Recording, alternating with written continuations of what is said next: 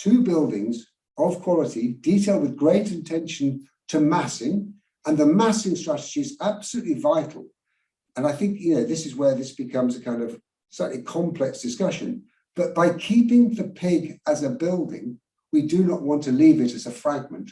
So we pull the building away and then kind of gently situate it between the arms of the Betjeman building.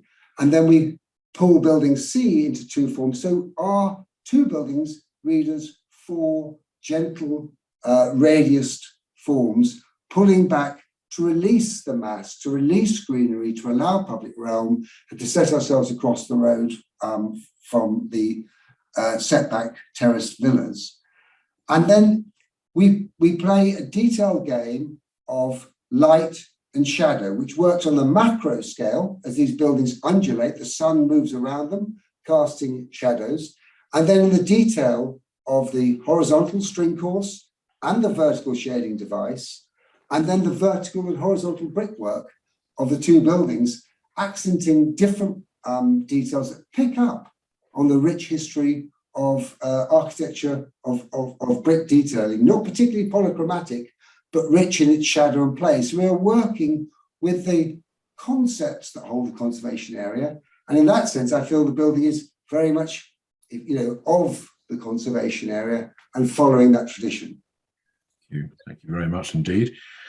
And I wonder whether, before we move to some points about the extant scheme, before we do that, finally, in relation to these sort of overview type points that were made, I wonder if you could just help, please, with anything you'd like to say about the scope of the commentary that was carried out by Miss Reynolds. She sort of acknowledged herself, or volunteered herself, that she's not, if you like, making some form of architectural design type critique. It was a townscape-based critique.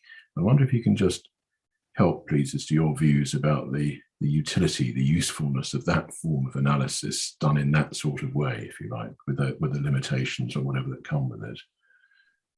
Yeah, I understand Miss Reynolds' position, but for me, she does make a number of pejorative references to endless horizontality in the scheme, yet she says she's not able to offer a view on design. I think it's difficult to have a view on townscape and design and not have a view on architecture.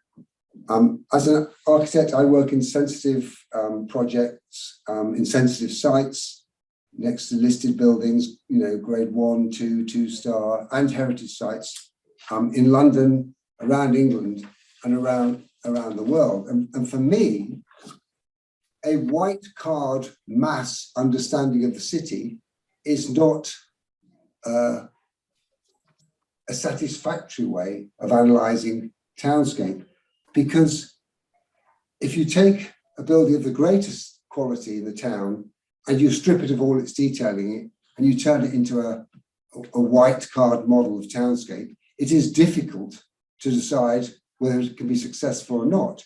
It is the articulation and detail, be it pilasters, setbacks, loggias, roofs, reveals. These are transformational. These make architecture and townscape one proposition, which is, a piece of urban design. And I struggle with a townscape analysis that doesn't recognize or comment upon how the architecture is working with the massing to do what it needs to do. So that's just an observation on how one reads buildings within the city. And therefore, when she makes comments about the horizontality, but then says she cannot comment on design, I am then confused, because, as I've said, for me, townscape is about a dynamic analysis, it's about spatial analysis, it's about a landscape analysis, and when buildings become landmarks and backdrops. But detail is all. Detail makes a project successful or not. And it is the detail that we've shown in the DAS that I believe, proves the quality of this, and how that every detail, from the horizontal brick coursing in building C to the vertical rhythm in building B, how this contrast and similarity, this richness and this play from the 1 to 5 to the 1 to 500 That's what makes successful development. Thank you. So just a few points now in relation to a comparison of the appeal proposals with the extant scheme. And I wonder if you can just pick up in your responses what you'd like to say about the site areas in the two cases, the typologies in the two cases, and obviously the treatment of the flying pig in the two cases. So if I could just ask you to give some responses, please, to, as you know, she seemed to be an enthusiastic fan of the extant scheme and not really much of a fan at all of your work. So could you just come back, please, with your responses? Yes, a key point when you look at the extant scheme is the client, achieved consent, built out the landmark Botanic House, but did not develop that scheme because the client decided to acquire the rest of the site and resolve the unhappy boundary between Francis House, its car park, and the appeal scheme would make a much better site for a much better development and for a much better future for Cambridge. So the extant scheme is missing the 0.46 of a hectare that makes up the new proposal. So you are comparing very different propositions, and the extant scheme will have a very unhappy collision with two elements that are highlighted, even if they're missing on some of our plans, they are highlighted as detractors in the conservation area. I'd note that that scheme was for 2008, was for housing. It is not a quadrangle. It is a perimeter block scheme with a series of residential buildings. So it is relevant to its own time, but it's, the world has moved on. The brief has an extra 0.46 of a hectare in, and it is for the client, ran a competition. We were brought in through that process, and the brief was to deliver world-class headquarters of an exemplary standard that would set a benchmark for the redevelopment of key sites in Cambridge. So that was the brief. So it's a very different brief to that being taken forward by Tim Quick and his team. What I would also note that what he said was that he felt, I quote him now from his documents, and this is the architecture scheme we are not looking to take forward. And we've criticised in the true sense. We recognise it's a different brief, and we are moving to a different programme with more site. And his comment on our design is the design successfully and rather brilliantly integrates many factors, including sustainability, heritage, townscape, landscape, and architecture. So I think that summarises that the shift in site, the change of the site, and the shift in brief demands, and the shift in time. In 2008, we were not addressing a climate emergency in the kind of full frontal way we are now, demands a different response. A response that works with what's been built, but exploits the opportunity added by the shift in brief and the addition of a significantly enlarged, comprehensive site. I think that's an important thing. It gives the chance to comprehensively solve the conundrum of that site, rather than developing the extant scheme and then leaving fragments of car park and the dauntingly ugly Francis House. Thank you. And obviously, I think we're all very well aware of the different treatment of the flying pig in the extant scheme compared to an R scheme. So I wonder if we can just move on then to away from that to her multiplicity of criticisms of the public realm, and in particular vehicle servicing and so on, and its relationship with the public realm. And I think, just bear with me for one moment. Yeah, and I think we here, just to make sure we've got the relevant page in Miss Reynolds' appendix, at her page 23, I think it is. Just bear with me for one moment. It is, it's page 23, her figure 5.4. in that document that the inspector has, available to him. So we just have that there, and you'll come to it in due course. But you'll remember, she came back to it time and time again. So we might have to spend a few moments on this in your response. Much was made of the situation in the appeal scheme on the one hand,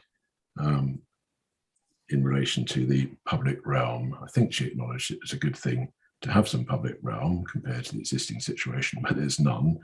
But she didn't think much of the quality of the public realm. So, as the scheme architect, now's your chance to get it off your chest, Mr. Alford. Thank you. Sorry, Big Ben.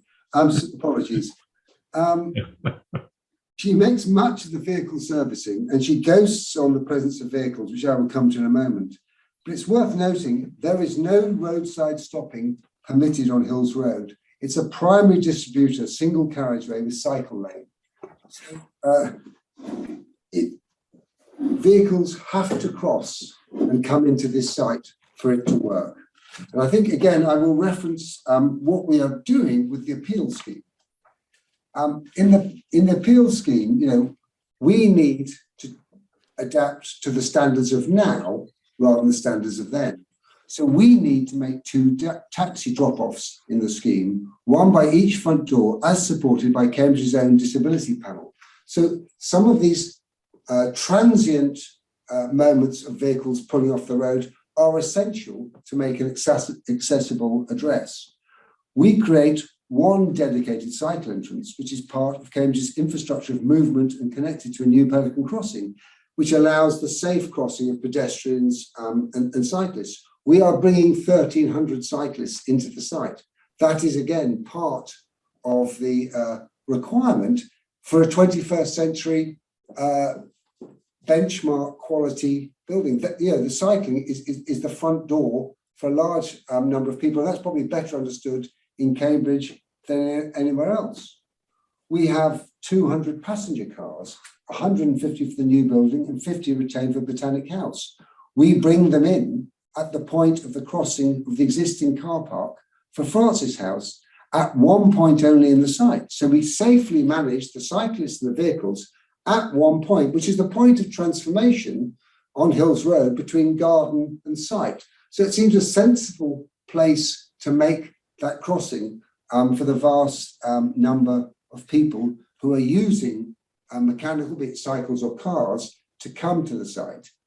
But it's also worth noting that our crossings will be significantly less than either the existing situation or the appeal scheme. So, where the extent, or did you mean the extent?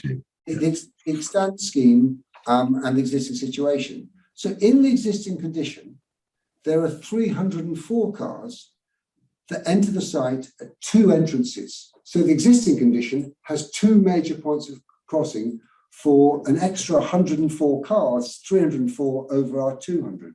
There's also separate service access for the Flying Pig. In the extant scheme, including Francis House, if you take that, the scheme and Francis House, which is the comparable with our project, there are 436 cars. So more than double the number of cars, again, entering at 2 locations. And that includes a crossing at Station Road, which is close to the junction, which incidentally isn't allowed in the current situation, but obviously exists in the extant scheme.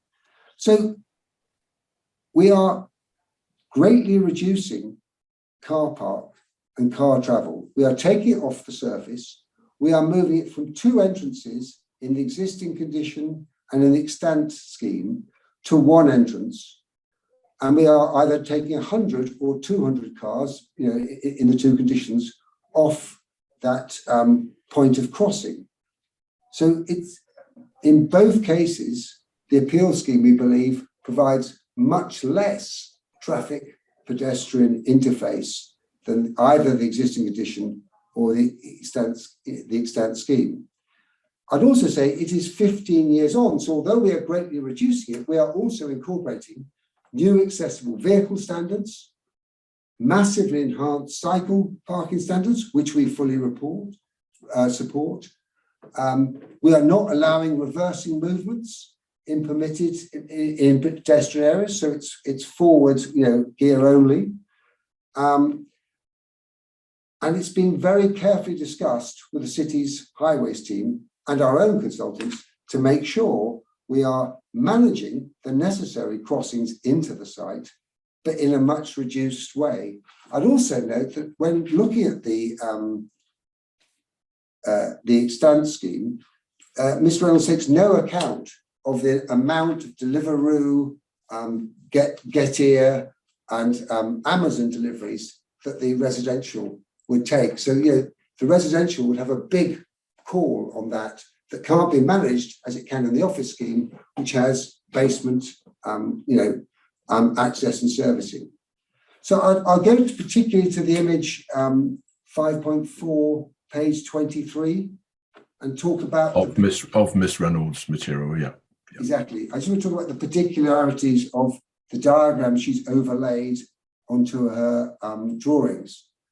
So, firstly, I think it's worth noting that she shows a van on the left.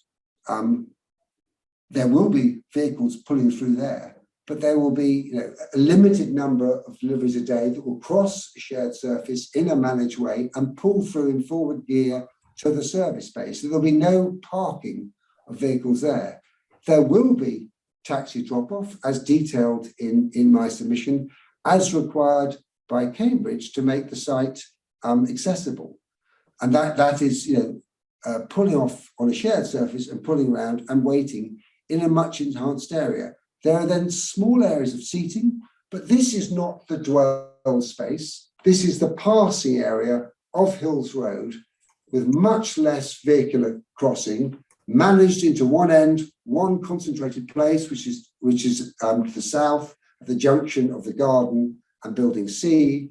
And then this delivery point in the middle, which is the client has committed, will be managed as much as possible, contained into an out of hours regime, to be developed with the highways department. But of course, it gives, in our view, and a view we've tested with our designers and with the council's highways team, a much better managed delivery, much less crossings, controlled the kind of random world of Amazon, and we have much more public realm for people to navigate through. Thank you. I wonder if we can, thank you, Mr. Alford. I wonder if we can then move away from that to sorts of observations that were made about sunlight or lack of sunlight, shade and so on and so forth being present.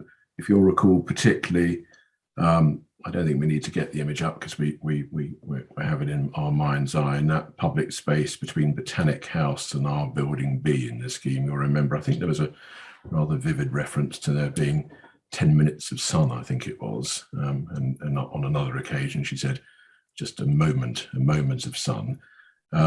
Now there are actual shadow studies available to the inspector as part of the application. This is one of the documents we haven't had out yet, so it's core document 2.2, and the actual, there's extensive material there about light, but the shadowing studies, which perhaps are most pertinent to the point that she made, are pages, you can do this electronically, pages 74 and 75 of core document 2.2, 74 and 75. 74 being the equinox and 75 being the summer solstice. And I wonder if you can just help us, please. Once the inspector has those, they're there to glance at, if you like. But what would you like to say to her 10 minutes or even just a moment of sun in this space?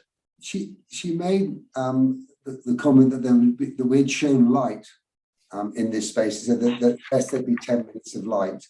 The shadow studies show quite clearly that this space is actually almost very close to being pure east-west, and it will receive good light in the morning and good light in the afternoon for at least 6 months of the year, between the equinoxes, from around 8 onwards in the morning, it'll then fall away and then come again in the late afternoon from 4 p.m. onwards during the, from equinox to equinox.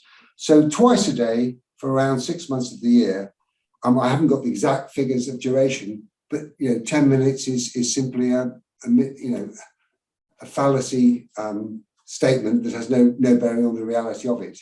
And it's important because we've done a lot of work to test the light in this area, because this is an important dwell space in the public realm. Hills Road for us is a place of passing and pausing, but this is the dwell space, which is why Robert Myers and his team have designed it as something of a green place. I would also add, as we move towards, a warmer world, shade and changing nature of light is actually what makes public space pleasant and inhabitable. We are not looking for consistent sunlight. We're looking for this kind of changing light, and the warmth of that kind of seasonality is part of living in this city. Thank you. And then I think finally, before we come to a few points, divorce from Miss Reynolds' critique, before we move to part B, if you like, of this evidence in chief. So finally, I wonder if you can just help us, please, concerning something was made, I think it was particularly in re-examination, was made about the pre-application design and conservation panel comments on earlier versions of what in due course became the application. Now, that we don't need to get it out, but just for reference, the design and access statement, your evidence does this as well, but the design and access statement, which for the note is called document 1.8, I think the inspector's got a separate hard copy of this at page 31, just starts to document all the meetings. And I'm not going to ask you to recite all of those. They're all documented, Mr. Allford, dozens of meetings that were held with all sorts of parties pertinent to the application, both pre and post application. But what about this notion that the design panel, when it had its first pre-app, gave you a resounding red, if you like, and when they had the second pre-app, gave you a sort of lukewarm amber or whatever? I mean, what would you say, please, in relation to that line of observation by Miss Reynolds? Yeah, I think Miss Reynolds made a point that her job was, I think in her words, to critique our design because we hadn't. And actually the design process was 2 years of extensive critique, including 2 very helpful reviews from the design panel. But obviously numerous meetings that you've mentioned are highlighted, so I won't go through, including obviously English Heritage, the Botanic Garden, and other statutory and non-statutory consultees. But the point I would make here is the process of design is to share iterations in a collaborative consultation, get feedback, and respond in due course. I don't believe, and I've chaired the Commission for Architecture and the Built Environment Design Panel and a number of other national panels. Design review panel is to look at the scheme, give feedback at the early stages, which we as designers take on. And if you read both their reviews, that they raise their concerns in the first, and we get reds, and then in the second, they note how we've addressed lower the buildings by 2 stories, redesign certain elements, pull certain elements forward, how we've addressed their concerns, and then move from red to amber. And then we take them away, and in continuing conversation with the design officers, we take them forward, absorb the next suite of comments, and then move to a submission. So I feel that the design process did exactly what it's supposed to do, which is gave us feedback. But what I would say is, if you're committed to designing a building of quality, in this collaborative consultation process, it is about listening, engaging, and responding, but not necessarily following the direction of a design review panel in every detail. There are 7 different people giving guidance, and that's how we take it, as guidance and critical commentary that we've beneficially changed the scheme to respond to, whilst also retaining the vital ideas that we think are important to make this a building of note for Cambridge, not a camel designed by committee. Thank you very much indeed. And then what would you say, please, to you'll recall I asked Miss Reynolds about the extent to which she'd looked at the sustainability credentials of the appeal proposal, and you'll recall that she said, well, only to the extent that any sustainability measures manifested themselves in some way in something relevant to our townscape analysis. But what would you say, please, about the role of sustainability, please, in any analysis of the scheme that's before the inquiry? The brief was to create an exemplary building, and that is to do with its setting in the Garden and Hills Road and in the conservation area in the city, but also its setting in a national context. And that setting in a national context, the bigger setting that doesn't understand the details of the conservation area, is the context of climate change. We are founder, as a practice, we are founder signatories to Architects Declare. We are committed to massively lowering the construction industry, which contributes 38% of the world's carbon globally. So that is a great informer of design. And I think to kind of set it aside as an aside is in my view not correct. Architecture, construction, structure, occupation, tenants are all changing in response to climate change.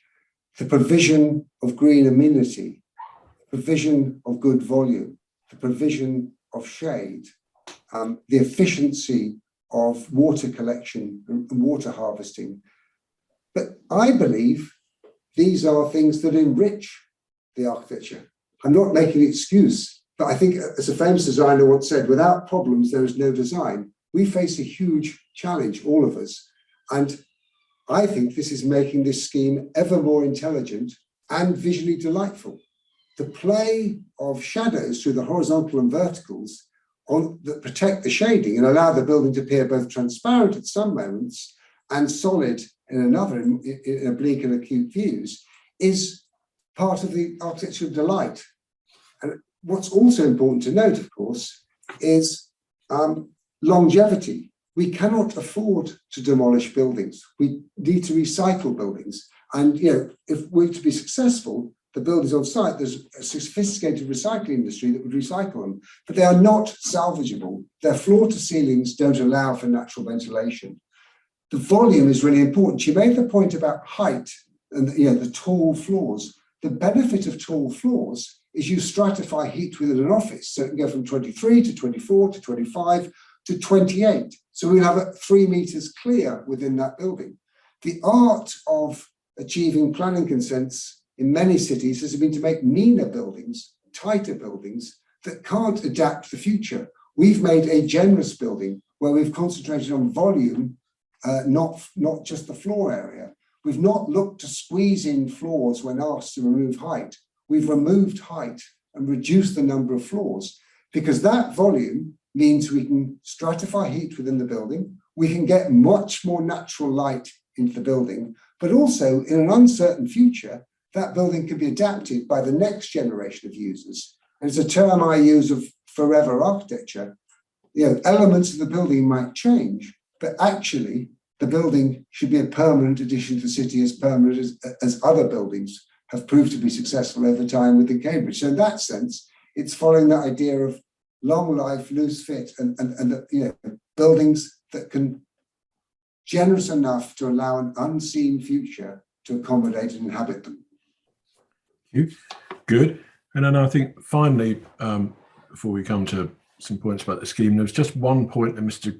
Griffiths made. I mean, so far you've been responding to Miss Reynolds, or some of her points made already. There was just one point that Mr. Griffiths made, and that was in his description of the brickwork. And you'll remember that on quite a few occasions he referred to the brickwork as flesh-coloured. He rather liked the brickwork, but he wasn't so sure about the exact sort of shade of it. So can you just help, please, in relation to that? Yes, the building nearest Botanic House, which has the stone cheeks, picks up on the Galt brick, which is the Cambridge brick, which is the buff brick, and it creates a language of that which happens to exist on site at the moment in Benjamin House in a slightly poorer version.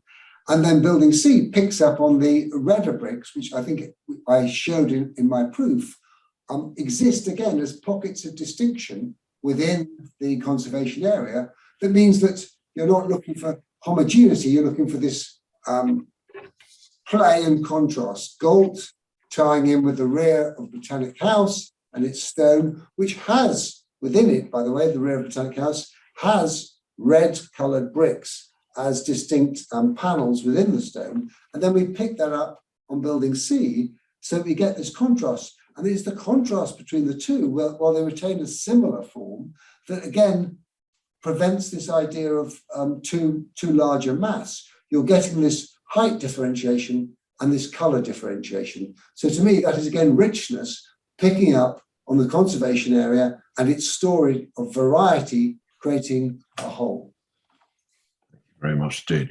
Right, let's just move to a few points. And I know you particularly want to draw us about the schemes. This is we can wave a fond farewell to speak to Miss Reynolds and to Mr. Griffiths, and let's just move on to a few key points you want to make about the scheme.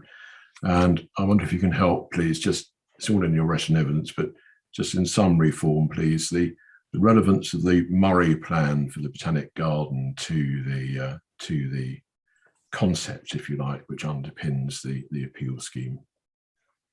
Yeah, the Murray came down from Liverpool and he came up with this plan that we discovered during our design study. And that design study involves looking at the history of the site, the previous factories that were on it, the history of the area, the history of change. It involves looking at what's on the site now, and what, if anything, is any good. And as I said, the conservation area has a detractor. But the Murray plan was something that caught our kind of study of form, and we thought it was very successful and a legible idea of almost within the quite heavily walled and confined abstract, incidental geometry of the Botanic Garden. He then created a kind of planting as an object, a curvaceous border with meandering paths that then have post-war have moved into the eastern half of the site. And we thought, well, actually, that's a very interesting and clever idea. We could see an echo of that in Botanic House. And we thought, actually, this is a very elegant way of tying to the history of the site. No one who looks at our development will know of the Murray plan, or very few, but that's fine. That is where design comes from. It comes from analysis and chance encounter and taking on things that one thinks are relevant and then projecting them in a new way, in this case, into an organising plan that also allows us to deflect away from the boundary of the Botanic House and also absorb the pig as an object within the site. And I think Miss Reynolds' commentary about the pig, the pig is swallowed up in the extant scheme.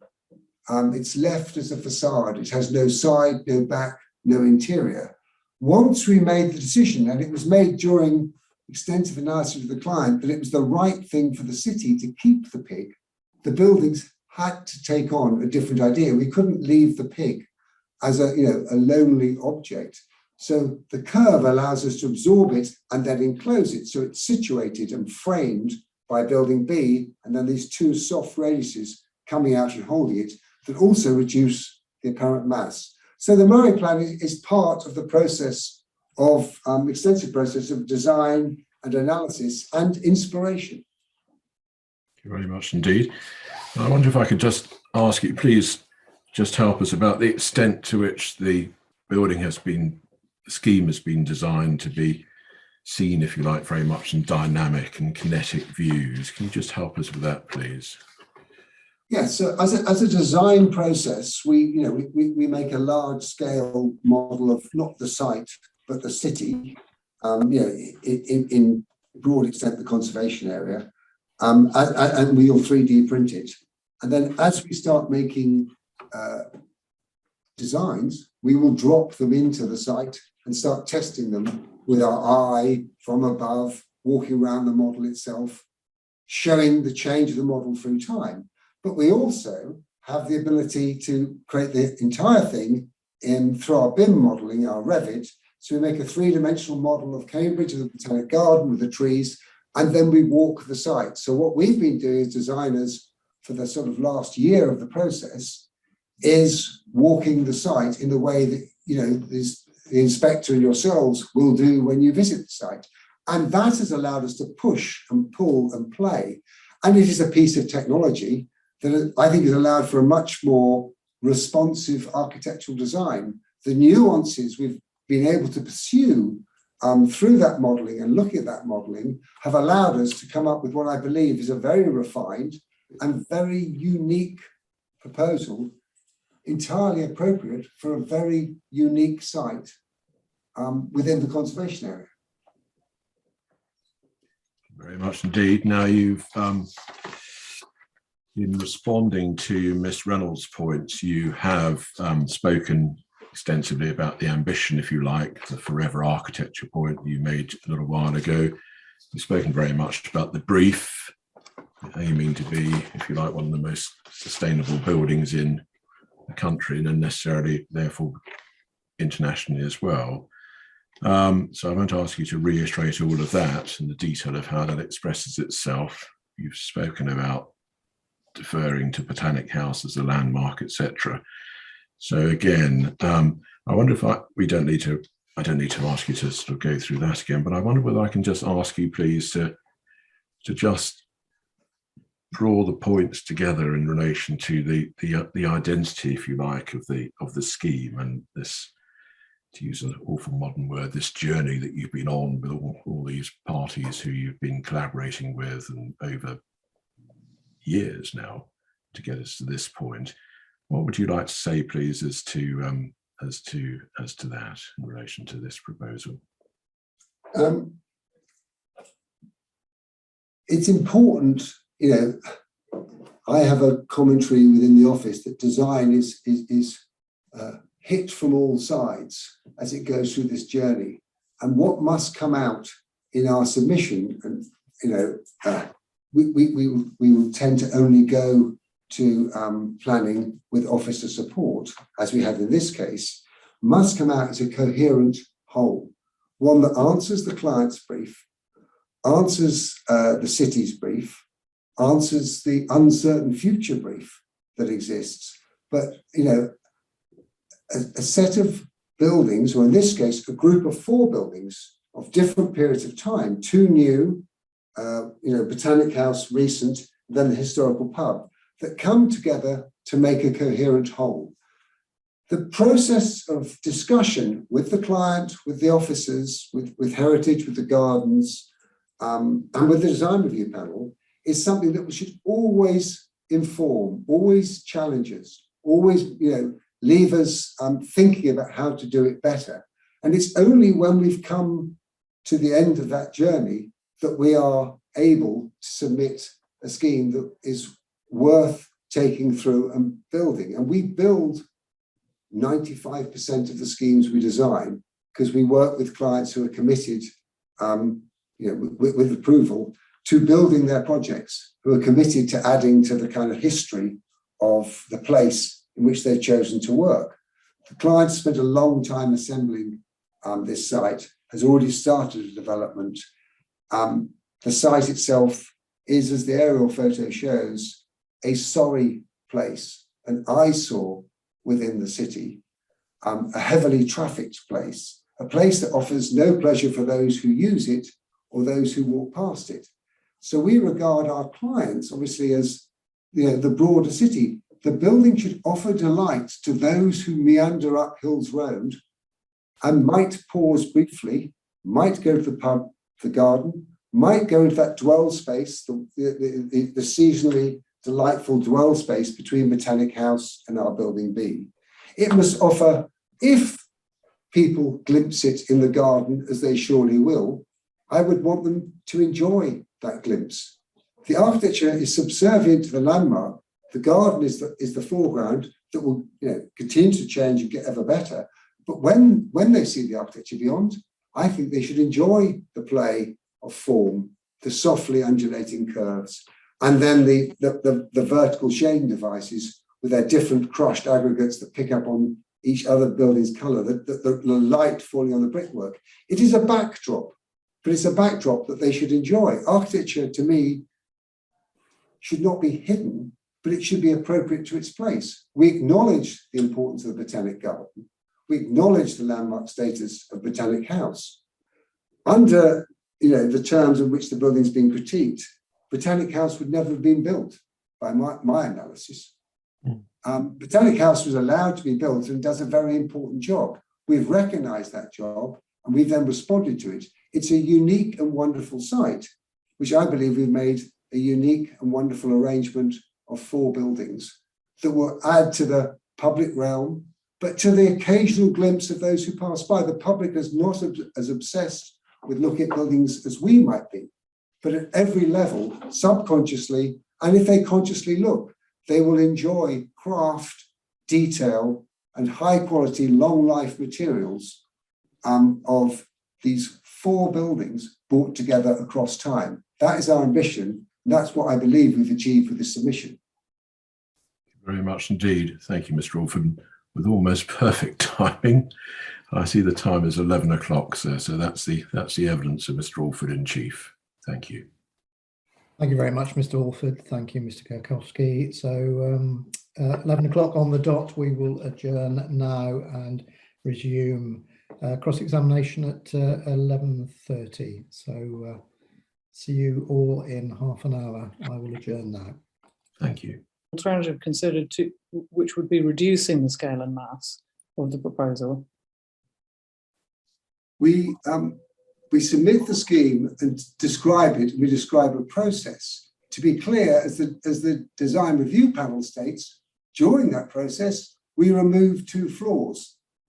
We don't make a virtue of what we've done in the process, because the scheme is to be judged on its own merits, not in the case of what went before. Right. So could have put in that the design review panel asked us to take 2 floors off and reduce the plant. And so we did that, but we don't see that as a merit, because we think you should be assessing the scheme, not a previous scheme. But we perhaps, in the light of your inquiry, we could put in future that we had a bigger scheme that, because of a design review panel feedback, we significantly altered and reduced by 2 floors. But our view is, when the public look at a building, they're not looking at the history of the building, they're looking at what stands before them. And that's what should be assessed. That may be different to the way you would do it.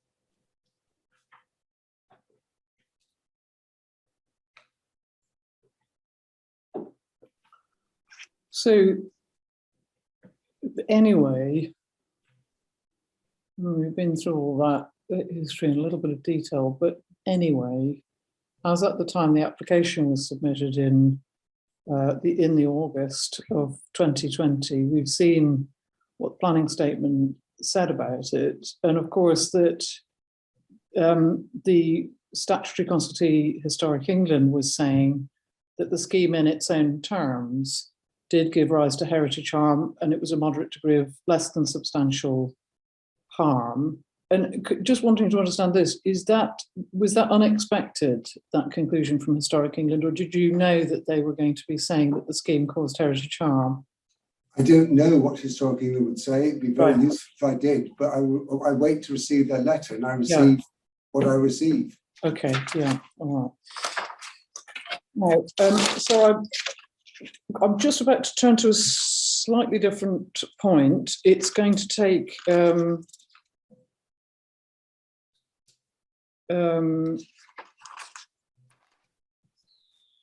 probably about 25, 30 minutes. I don't know what time you've intended. I think that sounds about right. We're due to finish about 1 p.m. So yes. Okay, perfect. All right. We're going to now just look at, we've looked at the overarching picture really in terms of height and scale. We're going to look now in a little bit more detail at that. We've got some information in the committee report about dimensions, and we'll go to that, but I want to just first deal with some factual matters. The building B is higher than Botanic House, we know that, don't we? And we're going to look at some of the means by which you've sought to manage the way that's perceived in a moment, but we agree that as a matter of fact, don't we? It's fact, yes. It's fact.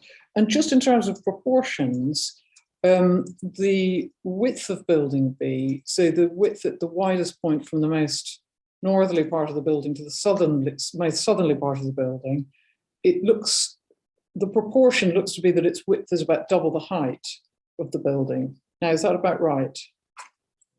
In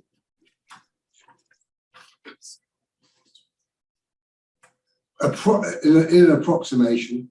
I'm just doing an approximation because it's, yes, that's fine. An approximation. It's approximately double the height of the building, and the width of building C, again thinking about from the widest point in the most northerly part of the building to the most southerly part of the building, again that's about maybe a little bit more, but round about double the height.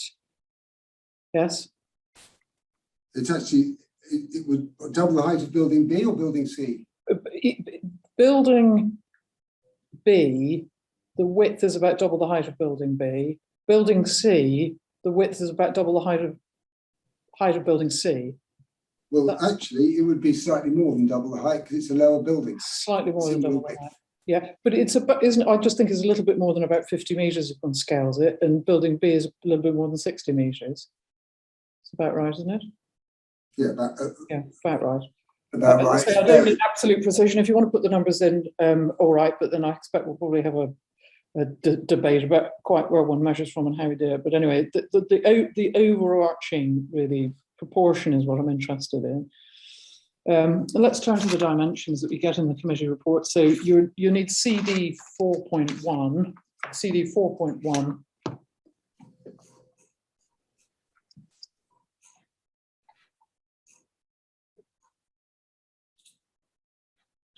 Yeah, we have page 1 open. Perfect. And if you go in then to page 44, under paragraph 8.39, and look at table 3 for me. Yeah. We have that page 8.39, we have that open. Excellent, thank you. And so we've got this ready reckon our building heights. And concentrating first, going from the right of the table to the left, actually, the overall height, including plant, building B is taller than Botanic House, and that's 30 meters to 28 respectively. And then that's it. Sorry, let me just read this again. Building B is 32 meters high, building A is 30 meters high, yeah? Correct, yeah. And then building C, 24 meters. And then in terms of the height to the top of the upper floor, again, building B is taller than Botanic House, building A, isn't it? Yeah. Yeah. And just in terms of the height to the parapet line, on that point about the parapets, I think if we take up a couple of the application drawings, take CD 2.2.13, so that's drawing 107 revision 03, if you don't quite know how you have them, but are you going to look at the drawings themselves, or are you going to look at the CDs in the electronic data? Is this, you referencing back to our design and access statement? Wherever, I mean, I don't mind where you look at them. The one I'm looking at is drawing 103 revision P03. And that is in the core documents at 2.2.13. Okay, we'll keep going. We'll keep going at 2.2.13. Yeah, might be easier. So the core documents, we're ending on addendum to application covering letter. Is that the idea?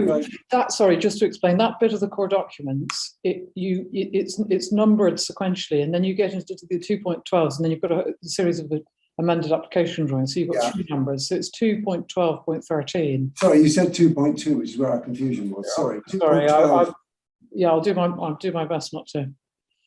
2.12.13. Yes, we have a plan in front of us. Brilliant. That's all we want. 2.12.13. And so this is the 7th floor, isn't it? 7th Yes. floor plan proposed. And so we can see that that's insofar as building B is concerned, you have got enclosed plant there and various facilities, WC facilities and so on. Yeah. Yeah. And if you then look at the elevation, so 2.12.21. Scrolling up to it now. 2.12, further back up.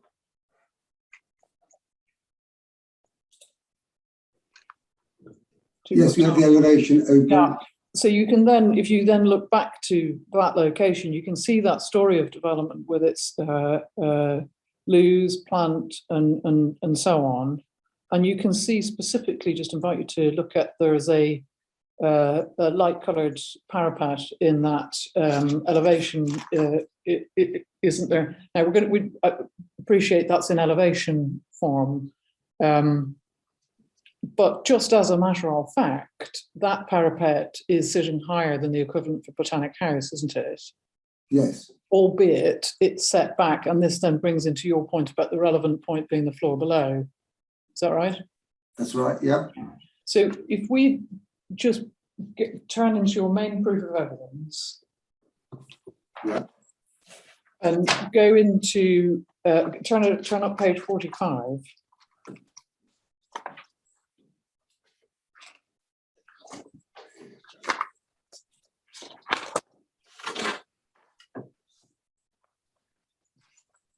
Yeah. We've really then got a sort of diagrammatic expression of this point, which is that you are albeit that this is looking in elevation, you're marking on a level of a primary parapet, which is obviously lower than the highest one. And I want to just see if we can agree that parapet would appear to be the primary parapet only from close-up views. Is where you are further away from the proposal, and we look at this in a moment, it would be the higher light-coloured parapet, which would appear to be the highest one. That's right, isn't it?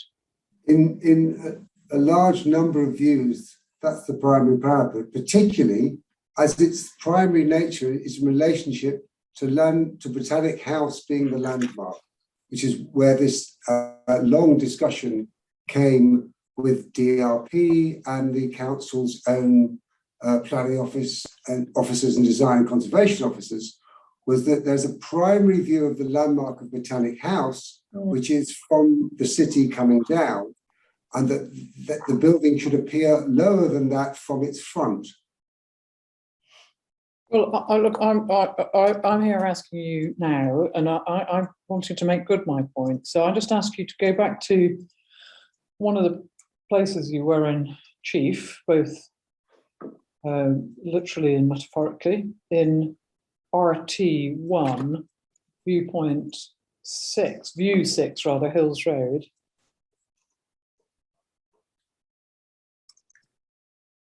Yes, RT1, I've got the terminal one. We're just trying to, can you give us the reference in the documents? The number? Now you're asking, hang on. Because we're on the screen. Just give me 2 seconds and I will. Thank you. Thank you. It's, I think it's 9.4.2. Bidwells were very kind about sending me hard copy material, for which I was grateful. The document we have is additional Hayes Davidson summer and late autumn views. That's the one. That's the one. Perfect. Yeah. Thank you. Yeah. Okay, and within that, page 40, please.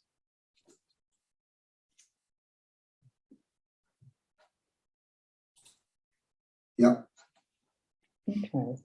And really, this is just the point that I'm wanting to test, because I don't think there was any dispute that that lower parapet in close views would work in the way that your dotted line on your page 45 would work, but in more distant views, that's not the case, I don't think. And this is a good example where you've got that light coloured parapet in this view. It does certainly appear to be higher, doesn't it, than Botanic House?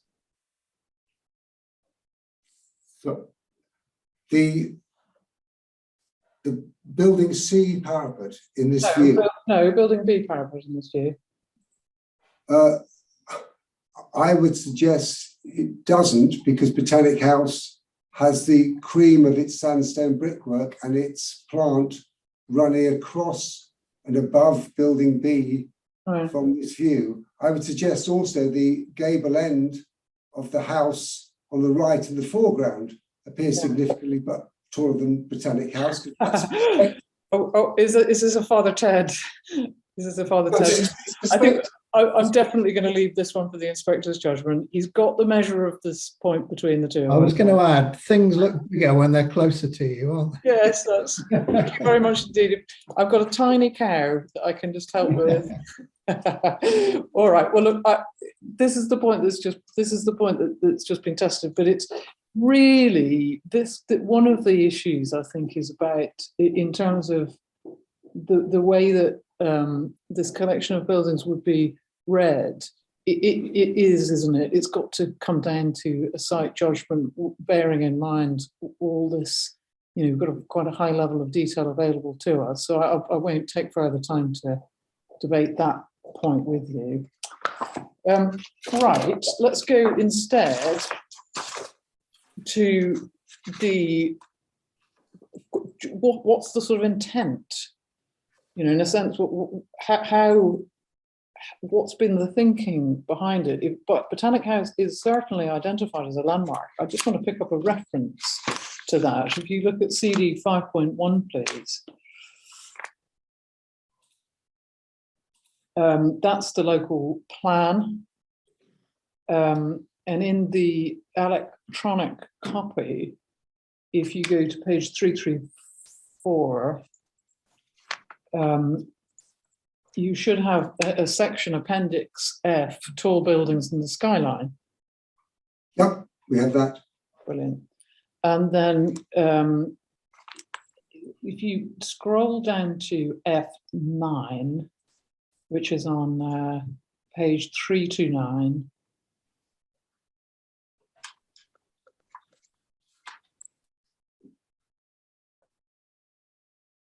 yes, I have that, thank you. Yeah.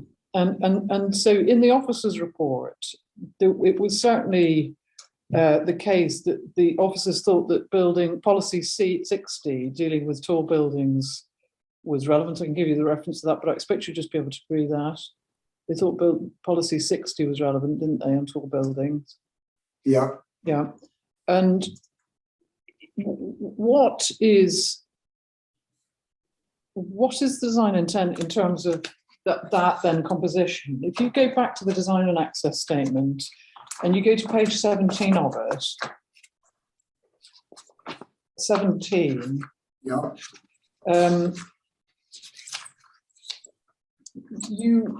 There's some thinking about context and about the opportunities and constraints that the site presents. Yeah. And at the bottom of that page, it says that the scheme presents an opportunity to increase the active frontage and public realm on the site, create views from Hills Road into the Botanic Garden, and create a unified landmark of significance at this key gateway to the city. Well, if you go down in the, I hope you still got the... We still have F up on the screen. I'm looking at the paper, Das.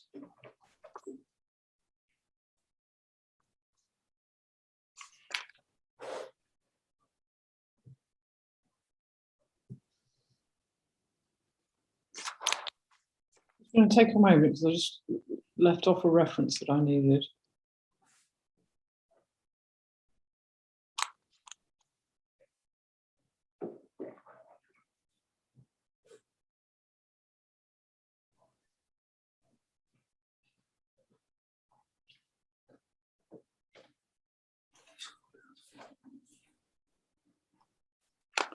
Just going to take a beat. Hang on.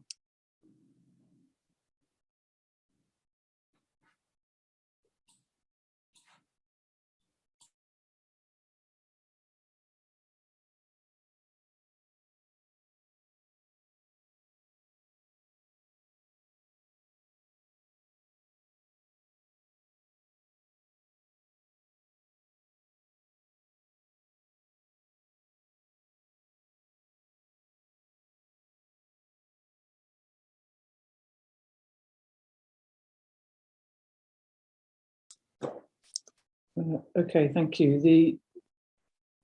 Sorry, just before we leave I do want to ask you some questions about that bit of the DAS, but just want to identify before I leave it the local plan at page 340. Yeah, we'll just move on to that. Hang on. Yeah, well, we're going to flick between the two really, but F2 on page 340 of the local plan. You see that it's identified as an existing landmark building. Go 340, sorry. Yeah, page 340. I've got F12 on page 340. Yeah, sorry. On page 340, I'm into F38, 39. You're on the electronic pagination. We're having a difference between electronic pagination and internal. Okay, sorry. If you give me the F reference, I'll go to where. I'll give you both. Electronic pagination of the PDF 340, actual page of the document 333. It's figure F2. It's F2, okay. Figure F2, yeah. Oh, fine. Yes, sorry. I have figure F2 in front of me. Figure F2, okay, thank you. And you, after all that, all we get there, please, is number 27. Botanic House. Do you see there it's identified in the local plan as a landmark, isn't it? Yes, correct. Yes. Okay, good. Maybe we could have done that a bit quicker. Sorry about that. So then going back to the design and access statement then. Yeah. 2, context, site opportunities and constraints. I read out this little bit and the aim I think was to create a unified landmark of significance at this key gateway to the city centre. So what that conjured for me, and I think it was intended to, was this idea that there'd be a sort of composite landmark in that location, allied to Botanic House. Now, is that the intent there? The whole site is clearly a landmark site of great importance because of the Botanic Garden. Botanic House is the landmark building, and by designing a sort of strategic overview with Botanic House, the retained flying pig, and buildings B and C, we create a unified site because it's a landmark site of great import in the city. Botanic House is the landmark. Yeah, okay, well, it certainly, you've got a proposal which includes a building, i.e. building B, which is higher and wider, and indeed, in fact, of course, deeper in plan form than Botanic House. It's much more massive. I mean, in those circumstances, I suppose it's not unreasonable to assume that the design intent there was for it to perform itself, i.e. building B, a landmark function. But was that intended or not? No, Botanic House is the landmark because of how you read it within the city. Okay.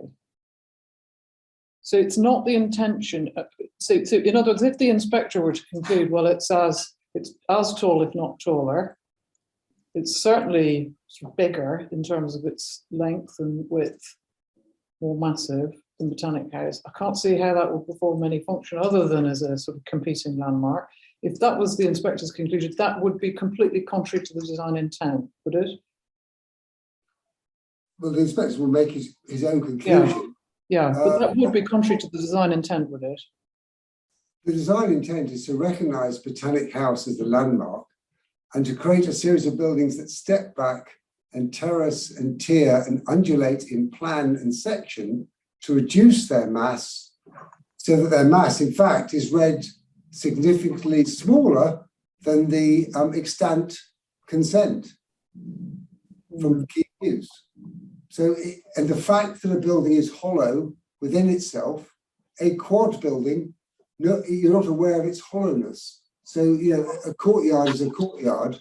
So the clear intention from my presentation, from the DAS and from my proof of evidence is that the sculpting of the forms and the terraces and setbacks, the height is is undeniable. It's there on the drawings and it's dimensioned, is that the appearance is significantly reduced and that Botanic House dominates in the key views.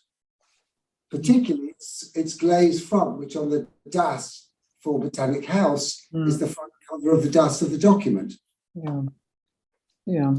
I think I do understand the design intent, and I think we'll have to leave it to the inspector whether that in fact has succeeded. But I wanted to now pick up your rebuttal proof, your page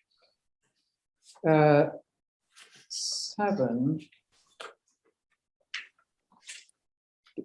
Did you write your rebuttal? Yes, I write my documents. But what about this? Did you write this one? So, yeah. I write and review. I have an office of 200 people. I'm not questioning who's writing your evidence. I write and review and take responsibility for my office's work. I'm not, have you written your documents? I think that's a reasonable question. I work with my team on every aspect of the project, but I couldn't possibly write or draw every aspect of the scheme when we employ 500 architects. But I'm deeply engaged with my projects.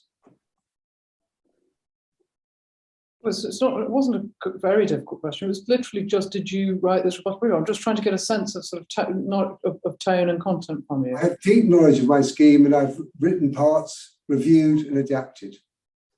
I see.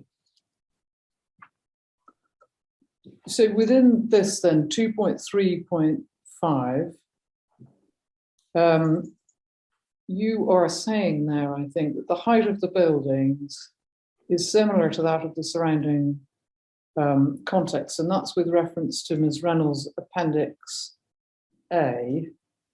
And I think it is worth going to Appendix A and just picking up a couple of points on that. Her Appendix A, dealing with height, as you know, in the context analysis, if you turn within it to page 12, section 3.1 on heights. Yeah. The predominant, I think, position is that the taller buildings in the area shown on the plan are near the station, aren't they? Around the station. Yes. Yeah.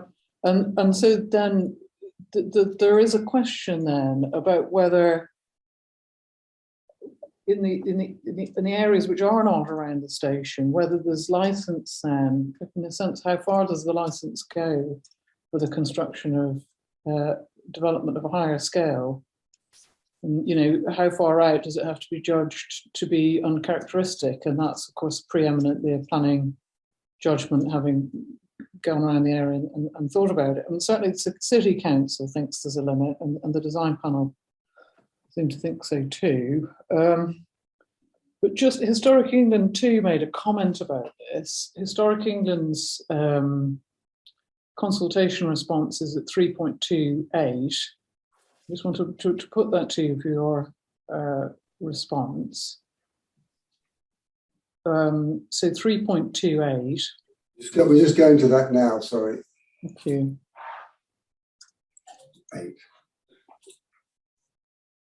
3.28. Historic England. Yes, we have that open now, 1 to 6.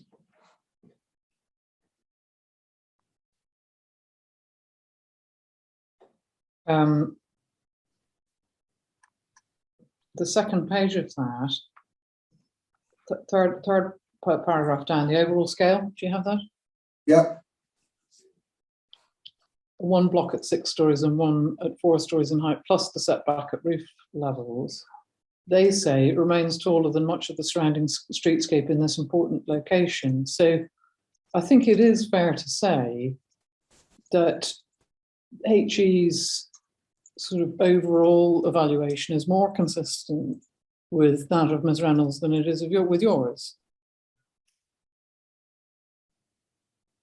Is that sorry, is that a statement or a question? Yeah, I'm putting to that statement to you for your response that I mean, it's obviously right that their overall view that the development is taller than much of the surrounding streetscape, that's more consistent with her conclusions than it is with yours, isn't it? That might be the case, yes. And they are providing a completely neutral evaluation, aren't they? Yes. Yeah. Right. And so far as then footprint is concerned, let's start with the general and just see how much we disagree and then make a decision about how specific we need to get. Compared to what's in the general area surrounding the appeal site, the footprint of the buildings proposed are very large, aren't they?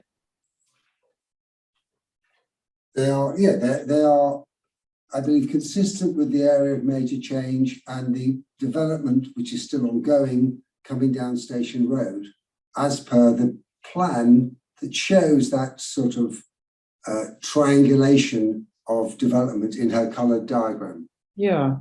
So are you agreeing with me or disagreeing with me that they are very large in comparison to the area in which they are located? Those I think they are aligned with what is the buildings around the station that are coming down Station Road, both in height and mass. Okay, so actually I think we do just disagree then. Yeah. Yeah, okay.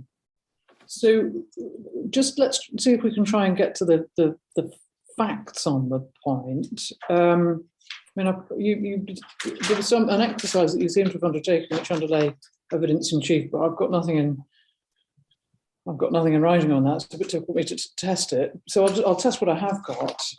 Go to CD 1.7 for me. CD 1.7. And this is helpfully provided a scheme areas info pack. Yeah. And got all the number crunching at the beginning, and then a sort of it's then shown, I think, what's been measured, and in these red outlines, so application site outline, and then purple, magenta type hatching underneath that. Yeah. Yeah. Yeah. Okay. And so the figures that you've given, I think, are from 4, which are taken from first floor. Is that right? Building B 3054, building C 3656. From ground floor. The figures we've given are the entire building. Sorry, forgive me. Beg your pardon. Ground floor. Is that right? Have you given it from ground floor or some other floor? Ground floor. Ground floor. Okay. Yeah. Because ground floor is the largest floor, and all the floors in various forms begin to reduce from ground floor. And what that, I think you can see it here. We can go to a drawing if you think it more helpfully shows it. But what the purple magenta cross hatching excludes is the fins around the building, doesn't it? Yes, because they're not in the gross internal area of the scheme. Yeah, but they do contribute to the sort of extent of the building in terms of how it would be perceived, don't they? Where they exist, because they don't exist on all elevations. No, understood that. But where they exist, they contribute to what you would perceive as the extent of the building. Yeah. Yeah. Possibly, yeah. But they only exist intermittently. Because you have spandrels of the brickwork that are lined with the building. Yeah. Then you have these intermittently on certain elevations. So they are part of the architecture of the building, just as a cornice or a pilaster.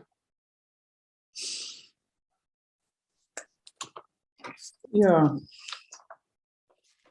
That accounts for, that, as Ms. Reynolds explains, it accounts for part of the difference between you. But just for these purposes, I'm just noting that difference, and going to your rebuttal evidence in your, it's your 2.2.8.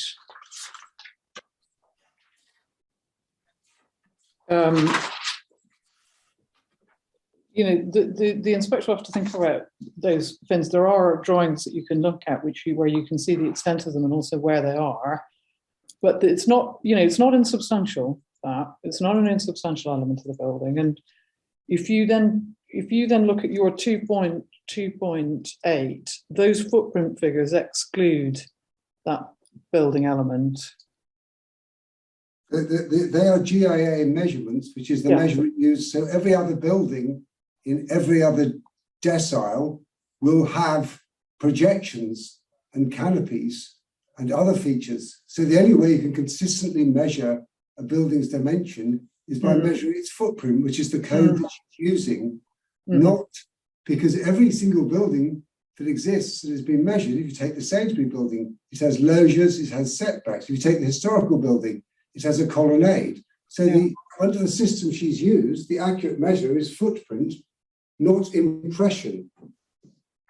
Well, for the purpose of my questions, I'm just going to use your figures. I mean, whether you're right or you're wrong is a matter of, you know, your technical expertise. I expect you'd say to the inspector if you had a different proper measure in mind. But so I'm going to just use yours, and what that shows us, if you look at her deciles on page 14 of the appendix A.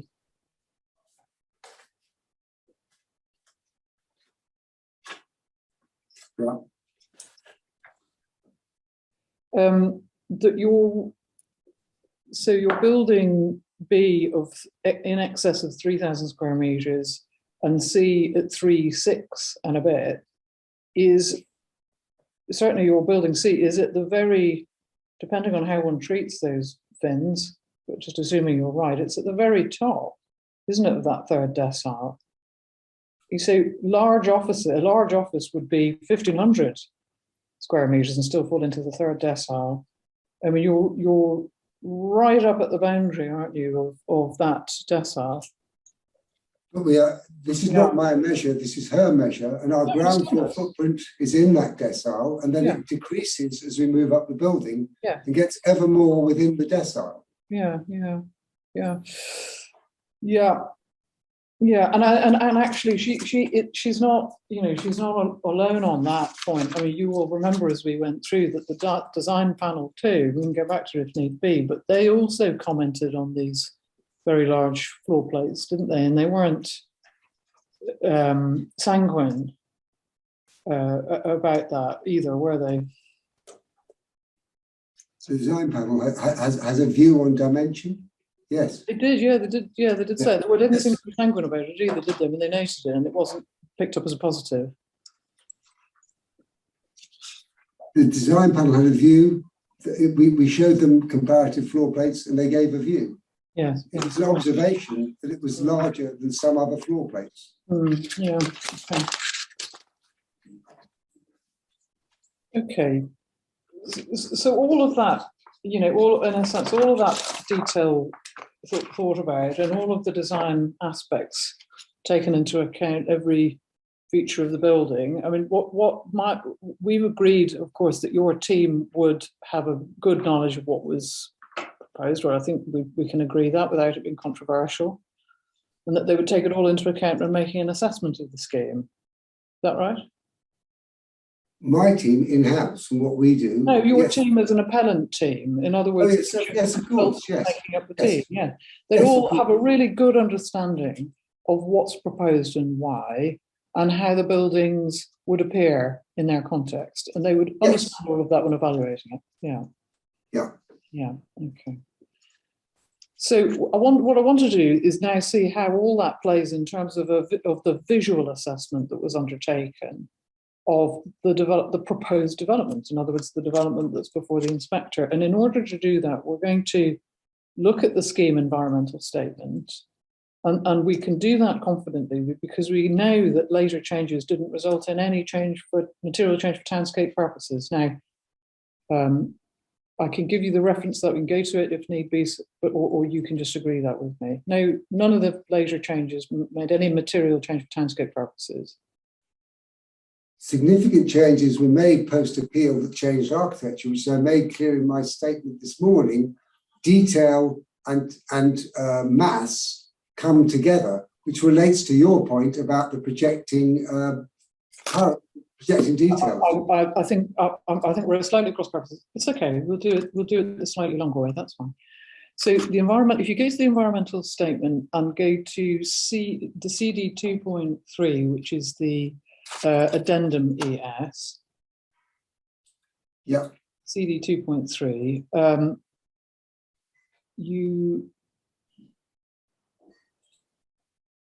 going to pick up the reference here. We have it open. We're on page 1.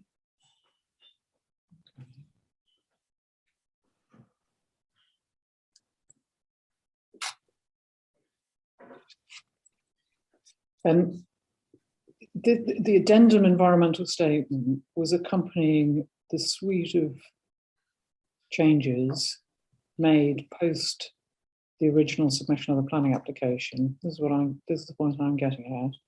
And if you go to page 63 within the document, which is the addendum ES, at 10.1.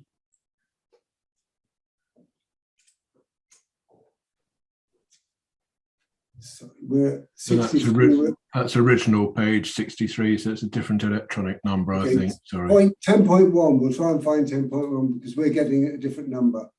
Okay. 10.1. If you give us a second. 10. We're on 10. Yeah. We have 10.1. Getting warmer. Bingo. Yeah, we're there. Thank you. Okay, good. So just with that, remind you, we're sort of straying over 1 p.m. So I'm looking for a natural break in your questions. Well, I've just gone over that natural break because I was going to move on to visual assessment. So I tell you what, we can pause it now, sir, and have lunch. And I'm very happy to do that. I don't want to press on. If that's a reasonable time to break, then we can have lunch now. So it's be slightly less than an hour, but I will adjourn now and resume at 2 p.m. Thank you, sir. Thank you very much. I really don't know what to blame, sir. I couldn't be more happy. I know that's been a bit disruptive, and Mr. Allford, I'm sorry. That's not what the doctor ordered at all. But this connection seems to be working now. Good. Okay, we'll resume, Miss Murphy. Glad that's been resolved. Okay. So, without further ado, we can gently resume business. I'll just take a moment there to collect my thoughts. Yes, absolutely. Yes. Okay, right. So we're going to go into the environmental statement now, Mr. Allford, and start with in chapter 4, excuse me, on page 45. So the scheme environmental statement, main volume 1, which is CD 1.9, page 45. So, sorry, can we just need a second to find it? I don't remember this document. Environmental statement addendum, is this the one you're talking about? No, sorry, CD 1.9, which is the main report, the ES volume 1. Fine, sorry, we're just opening that now. Apologies. Yes, we're there. Brilliant. Okay, so we've got chapter 4, which is describing the proposed development. Yes, it's covered. Yeah. We're just scrolling down to it now. Okay. Heading chapter 4. So what page was it? Are you using an original page number or an electronic page number, Miss Murphy? Sorry, it's just the number you gave just now, I think, has brought us into a completely different section. So the page number 45 should be the same for the electronic and the hard copy document. 4.3 on page 45, it says proposed development including alternatives, background planning drawings. Is that the one? You should have section 4 on page 45. No. Section page 45 of the document reference you've given us is the EIA method and assessment criteria. The inspector's nodding his head, so I think the CD reference must be wrong, Miss Murphy. 1.9, is it? Yes. That is CD 1.9, which is the ES volume 1. Yeah. Yes. And page 45 of CD 1.9. Well, page 45 electronically is page 11 in the original pagination. Oh. That's how it's showing. So have Okay. you got page So 45? Let's stick with the document pagination. Yes. If you can go to page 45 of that. Okay, give us one moment, Miss Smithy. Sorry to talk across you. Just to, No, I'll just get to the right page place. 45 in the original pagination is page 79 electronic, and it's proposed development including alternatives. Is that what you wanted, section 4? Yeah. Good, okay. So it's electronic page 79. Okay, yeah, fine, okay. We have that open now, thank you. Yeah, Okay. So I've got that as well. what's happening in this bit of the environmental statement is that the proposed development is being described. And it's that development which is being assessed for EIA purposes, isn't it? Yes. Yes. And there's a list of relevant drawings, of course, and where we see proposed development, it means development, doesn't it, in all its physical and visual attributes, because that's what's detailed in the application drawings. Yeah? Yeah. Okay. Now, in chapter 10 of the environmental statement, and it's sticking with this main report, I get my own. Chapter 10 begins on 79 plus, that is 219.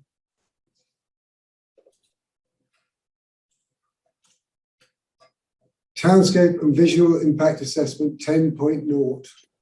Yeah. Introduction. Yeah, exactly. Now, for the purpose of my questions, I'm going to separate out townscape matters from purely visual effects. And I'm going to deal with townscape and indeed heritage matters with Professor Taverner. So obviously the assessment in the environmental statement is of the proposed development, and townscape and visual matters are no exception to that. As far as, that's right, isn't it, of course? Yes. Yeah, and then as far as mitigation is concerned, if you go down to paragraph 10.25,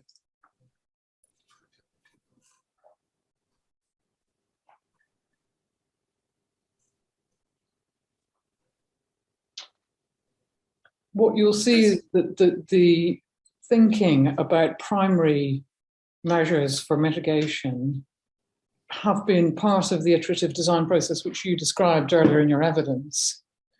And they have been incorporated in order to reduce likely significant effects. So in other words, all these bullet points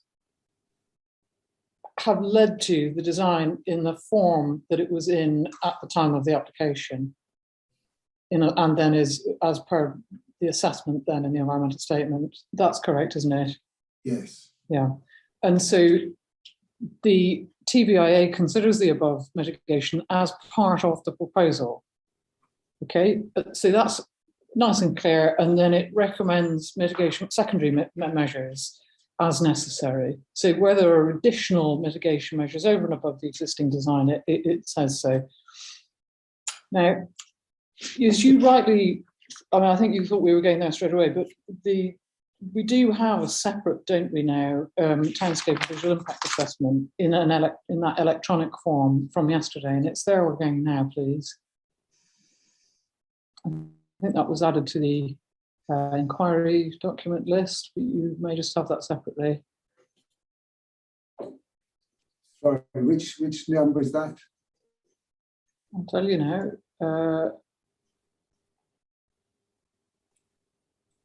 You're talking about the one that you used with Mr. Griffiths, was it? Or, Yeah. Yeah, so that's in folder 14, which is documents submitted during the inquiry. Yeah. And it is ID, once you open that, it's ID.3, extract of TVIA. Okay. So your assistant needs to go to folder 14, ID3. She's there, we're waiting for it to open. Yeah, because it's quite big. Okay. 10, townscape and visual amenity. Yeah. Second page methodology. Okay, so we've got that. I hope that is now just a separate PDF, that townscape of visual amenity section, isn't it? That's what you're looking at now, yes? No, but the big 10 on the green page. Oh, okay, so we focusing on visual matters. I want to look, please, first at Viewpoint 17, and you have in the. You should have at page 48 of that report the electronic pagination. You should have Viewpoint 17, which is Cambridge University Botanic Garden, southeast. Do you have that? Yes, I'm just making sure I've got the right one open and just make it large enough on the screen to see. Yeah, exactly. One that says site in the middle with an arrow with Hills Road to the right. Yeah, that's it. Yeah. Now, the judgment that's made about the visual impact of the development is that it is shown in the light blue coloured text within the navy bar. Do you have that? Yes. That you've got a high sensitivity site, a high magnitude of change, and the environmental effect is a major change, and that is judged to be adverse. Yeah? Yeah. And that, as we've already agreed, that is taking into account all of the relevant attributes of the development, isn't it? In this document, Mr. Griffith's document, that's his assessment, as I understand it, yes. Yes, yes, it's taking account all of the relevant attributes, and from a visual standpoint, major adverse effect from this viewpoint. We'll then go to Viewpoint 18, which is on page 49 of the document. And you'll appreciate that what we have in the photograph is not the photo montage, it's the existing, but that's where we get the commentary, so that's why we're looking at it here. Yeah. Yes, I can see that. And so what we have there too, Cambridge University Botanic Gardens South, is a major adverse visual effect identified there too, yes? By Mr. Griffiths? No, by your team in the TVIA. I see, sorry, yes, sorry, yeah. Did you not know that?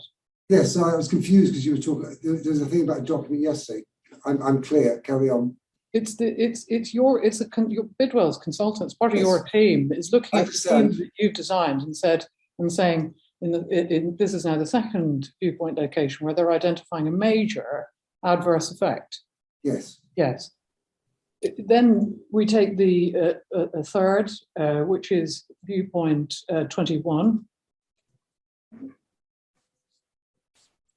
And we go for that, we go to page 52. Yeah. Yeah. Now, the council's given its evidence on wider heritage matters. So I don't want to get involved in that, but I'm just looking at what your own assessment is saying from a visual point of view. That there too, the effect is adverse. Low adverse. Well, minor adverse, but it's adverse. I mean, we don't agree in all aspects with the judgment that's reached about the extent of harm, but what they are saying to you in the assessment and the environmental statement is that is an adverse effect, aren't they? Yes. Yes. And then 21A, which is at the cafe at the Botanic Garden, where you could reasonably, I think, expect people to dwell and to try and enjoy their surroundings. And you've heard my learner friend emphasising what else he thinks can be seen there, and of course the inspector can look and will look, I expect. But again, your team is identifying a major adverse visual effect from that viewpoint, aren't they? High to medium. No, if you look at the light coloured text at the bottom in the navy bar, Viewpoint 21A on page 53, major adverse. Yes. Yeah. Right. a major adverse visual effect there. And then the commentary for Viewpoint 22, which is the garden research plot in the Botanic Garden. There too, if you see on page 54, a major adverse effect. Yes, I see. Yeah. So just from a visual perspective, not just a major change, but a major adverse change from a range of viewpoints. Yes. Yes. Now, all that is then summarised, going back into the main volume of the report, in a table. Now, I'm just going to make sure that you get the pagination right for that. So back into CD 1.9, and we're going to go to table 10.5.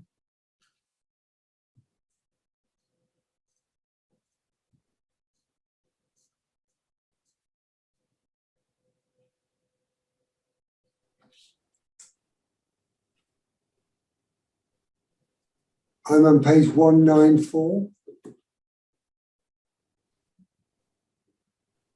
It's table 10.5 or after for visual matters. So I'm just going to give you the reference in a moment. It's on page 259, I think, of the electronic pagination.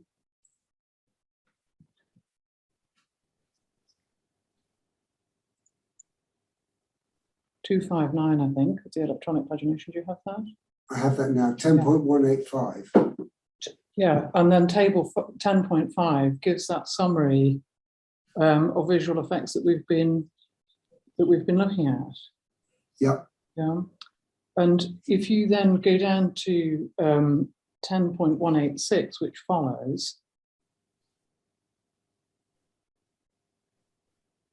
it notes that the proposed development includes a landscape scheme for the roof, terrace and streetscape, and it describes that and the positive effect that the street planting will have.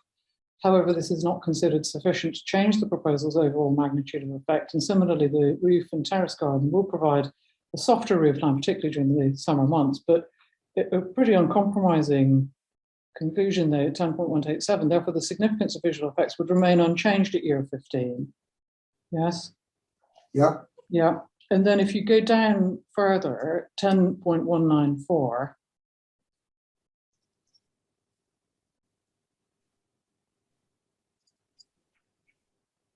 the TVIA, which was undertaken in accordance with best practices, identified residual significant adverse effects on the following visual receptors.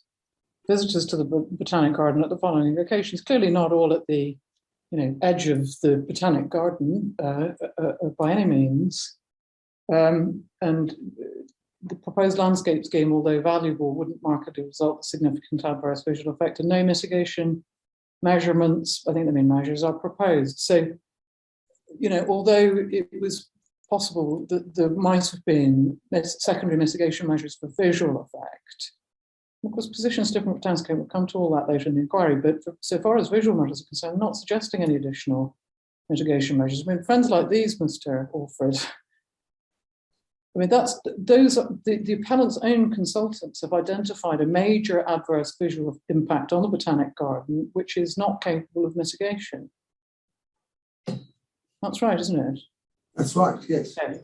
And that does seem to be very much aligned with the identification of harm to the Botanic Garden, which we looked at, which was stated more widely in the planning statement.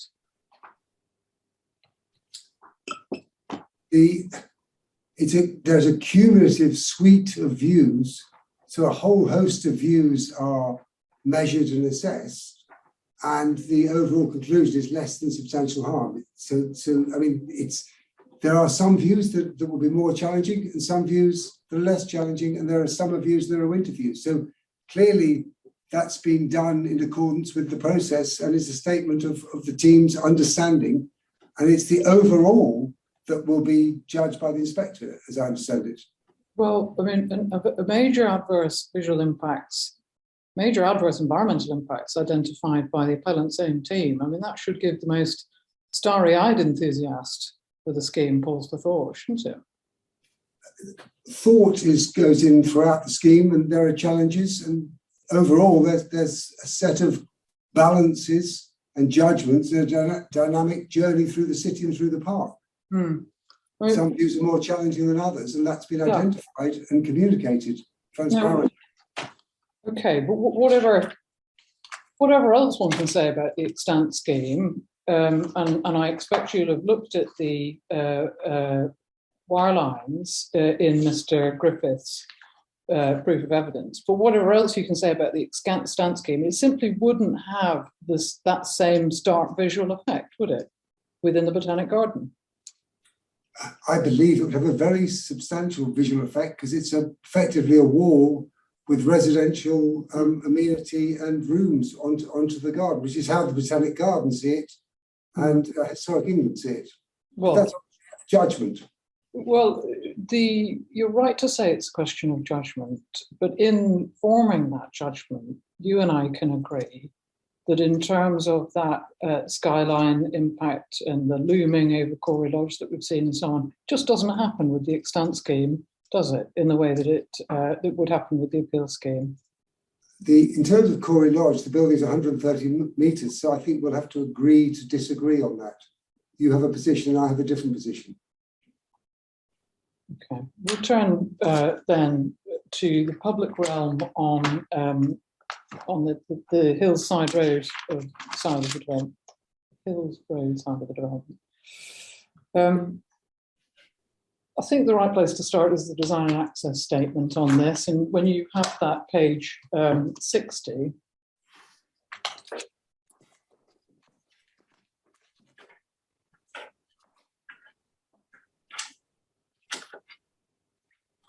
Yes, I have page 60 open. Thank you. And this is dealing with, I think what we'd agree is got to be quite a hard working frontage, isn't it? In that it's serving multiple functions. It works less hard than the existing condition or the extent, because the traffic movement is significantly reduced. I suppose what I was thinking really in its own terms, it's having to serve multiple functions, but we can perhaps deal with this in slightly more detail rather than in generalities. I think I'd like you to have, please, up at the same time as having the design and access statement open at page 60. I'd also like you to look at the soft landscaping plan that we've got in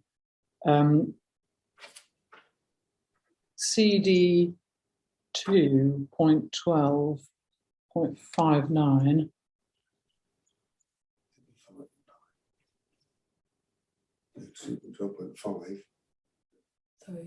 Sorry, could you repeat that, please? 2.12.5. That's 2.12.59. Yeah. No, sorry, we're struggling to find 2.12.5. You've got 2.12. No, 59. Mr. Alford, sorry, it's a landscape strategy plan. Sorry. Fine. Yes, we now have that. Thank you. Yes. Fine. I mean, it's an example of something which clearly demarcates public and private gardens and boundary planting and the like. So it's a useful one to have up at the same time as looking at this proposed movement proposal plan. And I want to just understand what's happening up in the taxi drop-off bays are shown in the next to the Flying Pig pub garden in this plan. They're not shown in every plan, but it's intended as that there'd be bays there. Is that right? Yes, that's correct. Two bays. 2 bays there.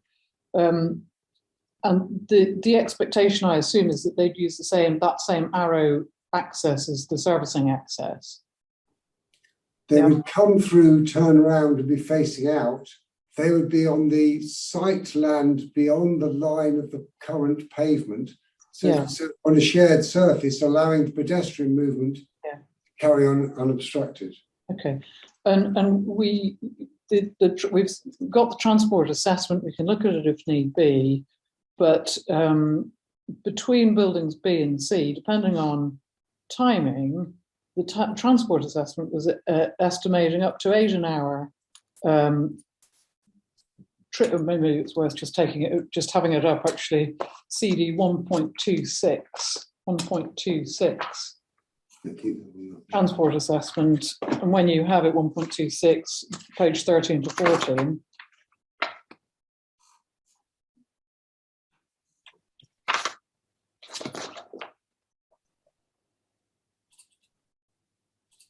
Yeah, we have page 13 open.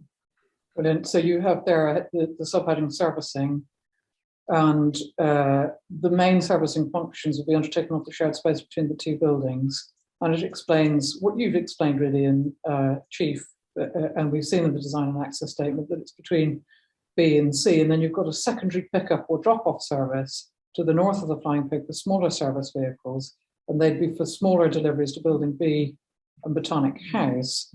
And then you have a site management company would be responsible for the management of vehicles otherwise. And then you've got service vehicles, and there's an estimated service vehicle trip then provided in table 3.6. And you'll have heard as Reynolds make mention of the number of trips, and you can see that depending on the time, the number of trips estimated varies. It's up to 8, which I think would happen between 10 and 11, but this has looked to spread them through the day, hasn't it? Yes. Yeah. Now, I expect it's entirely my fault, but I had thought that there was a suggestion in Chief, evidence in Chief, that there would be some servicing into the basement. Is that right? Some service arrangement in the basement? Was that what was said? There is the potential for Amazon or that kind of drop-off to go into the basement, but the building servicing would go across the shared surface, forward gear only, into B or C service bay, reverse out, then drive across. I did think you said that. Okay, so that's not okay. So on this occasion, that's not my fault. But you'd agree with me, though, would you, that there's nothing in the drawings for those two building basement levels showing provision for servicing?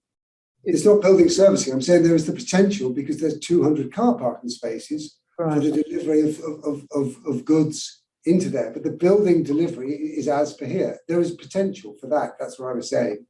The servicing is as per the servicing strategy, which is across the shared surface, into the bay, forward gear only, and then into the service bay, and then reverse out to then pull forward gear across the new public realm and the pavement. To be fair, when the servicing strategy and mention of deliveries and the like is dealt with in detail in the transport assessment, there's no suggestion here that there would be deliveries to the basement.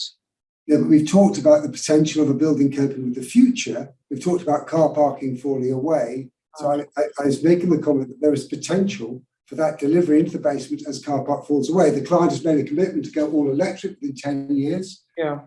The proposal was dropped from the 436 that was in the stand scheme. So it seems the trajectory. I know Cambridge is committed to a green future. The trajectory for Cambridge is reducing the provision of car parking in due course, which we need to consider in a building that is part of that idea of forever architecture. Otherwise, you will create buildings that are for now that will have redundant space in the future. So the point I was making is there is the potential for that to further enhance in the future. That's the point I was making.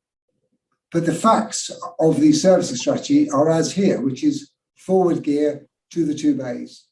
Yeah. We will provide the 200 cars that Cambridge require, but it's less than the 436 cars that were required before, or the 308, I believe, that are required now by the existing condition. But I think in all that, there is, I think, some at least tacit acknowledgement of the sort of pressures that arise when you've got very large numbers of people at work in a building and wanting to have deliveries, and that may pose a challenge in terms of management, because you've got, in a sense, you can't have it both ways. Either you've got a building which is very attractive to tenants, in which case they can do what they want, or you've got a building that's slightly less attractive, perhaps, which is constrained in terms of them being able to do what they want. So, but that you're acknowledging, I think, some concern about that capacity and suggesting that the basement might prove an alternative. I'm stating that the traffic plan, as developed, shared with the highway officers, discussed and amended, is reducing 2 major crossing points, 200 odd vehicles at each point, to 200 vehicles at one point only to the south, with taxi drop-off as required for disabled access, which is obviously important with an ageing population and generally for quality terms, to allow for 2 taxis to pause on the private land that's given over to public realm, leaving the pedestrian footway clear, and then a forward-only servicing strategy to the numbers predicted, and as shown there, across that realm into a defined service bay and into deliveries within the 2 buildings. So that is how it will deliver. We, as I said in my evidence, one has to look to the future, and obviously Cambridge, being a city of national and global import, is looking to the future. Cambridge, a city of cycling, is looking to the future. That's why there are 1,300 cycles. To cope with the cars, we have to build a significant basement. We've designed it so the mezzanine can be removable, so we're not left with in the future, an unusable space. And there's all kinds of potential for that, which includes amenity or facilities or support facilities for the building in various ways, which might include servicing if the trend towards servicing of small goods to people's offices increases. But the design is the design as stated in the documents and as shown on the drawings. But one's always mindful of the future. Turn then to your rebuttal proof, 2.4.7, page 9. Yeah. You're there commenting on Ms. Reynolds' observation that the space, particularly between buildings B and C, is subject to the range of demands on it. And you're saying there, well, drop off and pick up, pub service and service vans uses noted are occasional only, managed by a service strategy. Well, I have to put to you that really the servicing requirements there are regular and frequent rather than occasional, aren't they? It's absolutely obvious from the transport assessment. We don't illustrate anyone else's scheme, we illustrate ours. She has taken our illustration and shown a ghosted white van blocking the route to the service route, which makes it appear that it is sitting there as if that is a servicing bay. That van would cross, whatever size it would cross it on the hours shown in this table, 3.6, and move on to the service bay in a forward gear only motion to deliver to the service bay. Where she doesn't show it in 6 positions, she doesn't show it as a moment in time, she shows it as a van sitting in a place where a van wouldn't sit. If it did sit there, the taxi drop-off wouldn't work.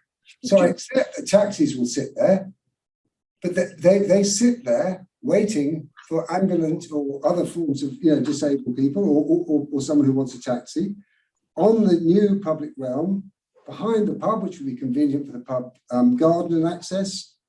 But they have to sit and move round to be ready to pull out forward, because they have to allow for the occasional service delivery as shown in table 3.6. So her illustration is a van where a van would be passing.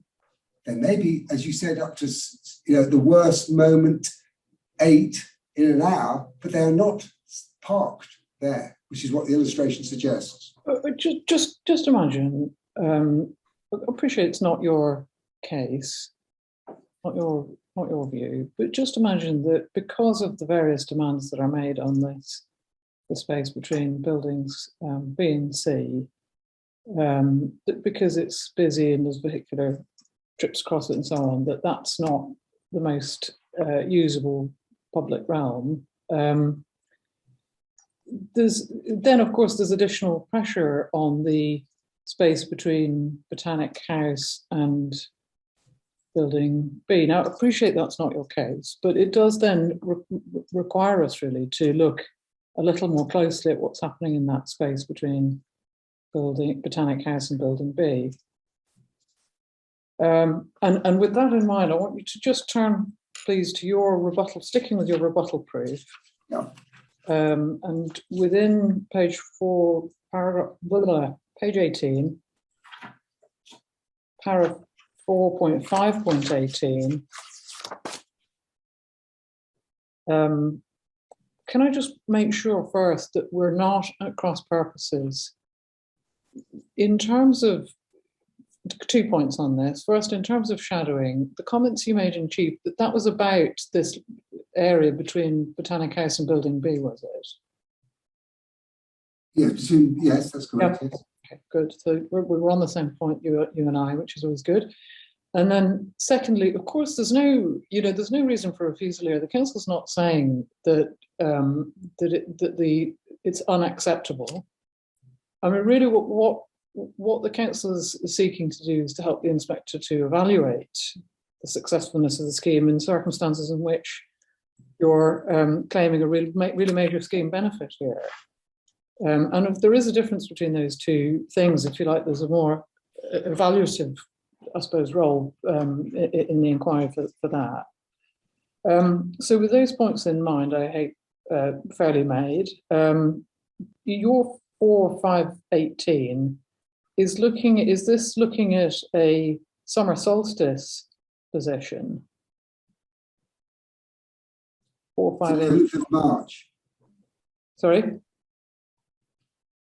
Design and Conservation Planning Presentation 11th of March 2020.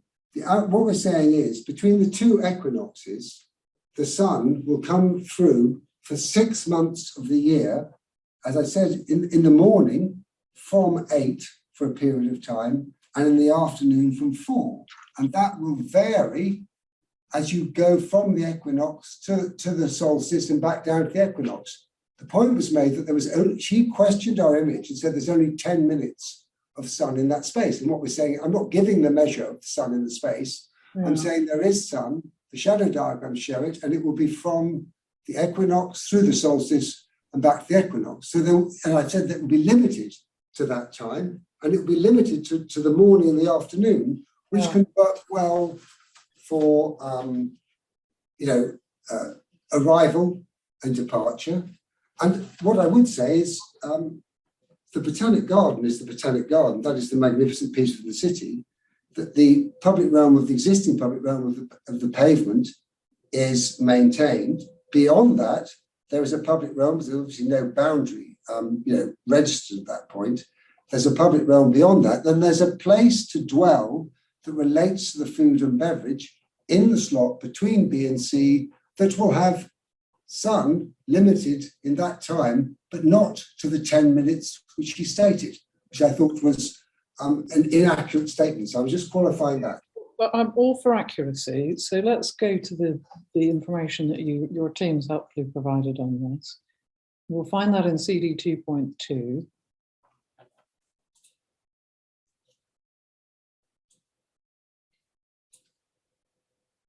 When you've got CD 2.2, go in it to the electronic pagination at page 74.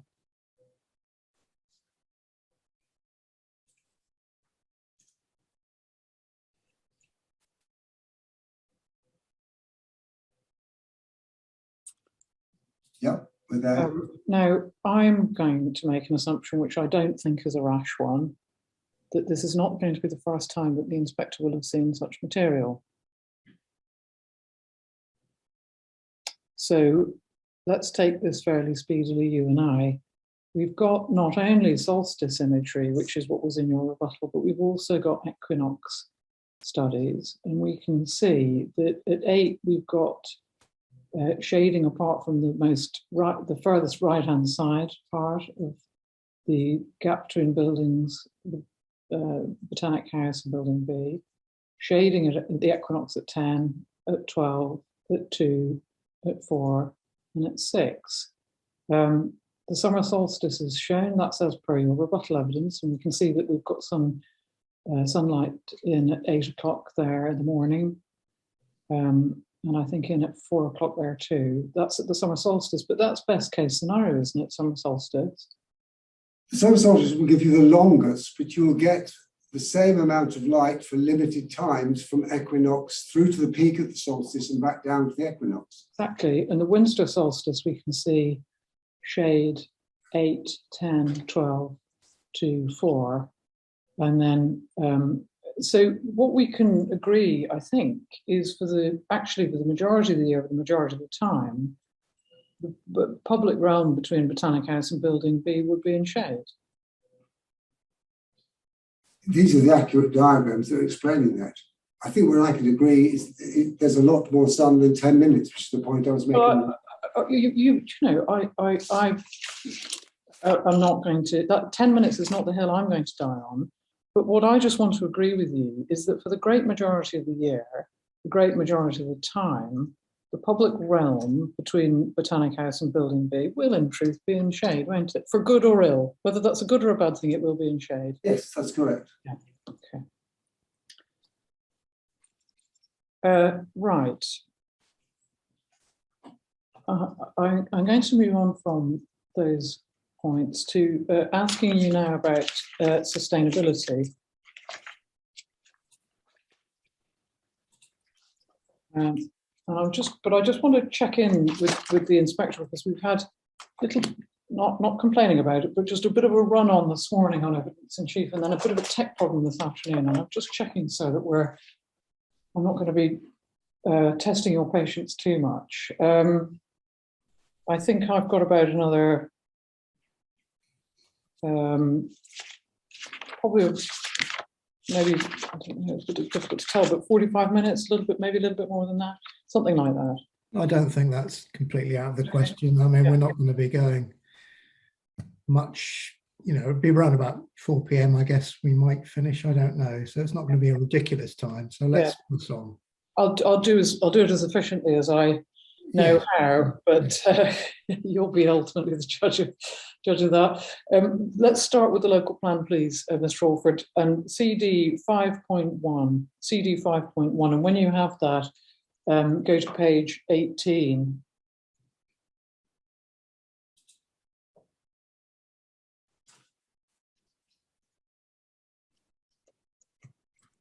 I have a map. No, I don't. What have I got? What number are you then referring to? In the local plan itself. Yeah. We're on page number 2.21. I'm just checking the pagination and the numbers are matching up. On this occasion, I was using the hard copy, so the internal pagination of the document. So on what I'm looking at, section 2, spatial strategy, page 18 is number 2.22. That's the one. That's exactly what I'm after. Yes. So you've got a heading there, the joint spatial approach for Cambridge and its sub-region. And that's taking the City Council and South Cambs District Council joint administrative areas. Yes. Yep. And you can see that from 2.24 that the councils, in promoting the local plan, Cambridge promoted its local plan, the councils had reviewed jointly how far the current sustainable development strategy had progressed, what evidence there was that it was achieving its original objectives, and what a new sustainable development strategy looks like in view of changes in economic and other circumstances since the current strategy was adopted. And what it was emphasising was that the strategy must balance the 3 strands of sustainability: economic, social, and environmental. And as you can see from 2.25, that's a considerable challenge in the Cambridge area, because there's a need for new homes to support jobs. And the aim is to provide as many of the new homes as close to the new jobs as possible to minimise commuting and to minimise and mitigate harmful effects for the environment, climate change, and quality of life.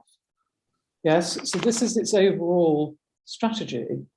Yes? Yes, I note that. Okay. And this won't come as a surprise to you either then, 2.27, that the overarching development strategy follows a sequence for the preferred location and distribution of new development for the 2006 strategy. And put simply, that means first, existing urban area of Cambridge, secondly, define fringe areas of Cambridge, and third, within 6 small greenbelt sites. So in other words, in order to meet its development sites, it's got to approach doing so sustainably with a hierarchy in mind. And even doing that, it needs to develop on the green belt in order to meet development requirements. Yeah? Yeah. Okay. And the appeal site, we can agree, is a sequentially preferable location for the development needed in Cambridge and South Cambs. We've seen it. Can you repeat the Appeal question? site's sequentially preferable, isn't it?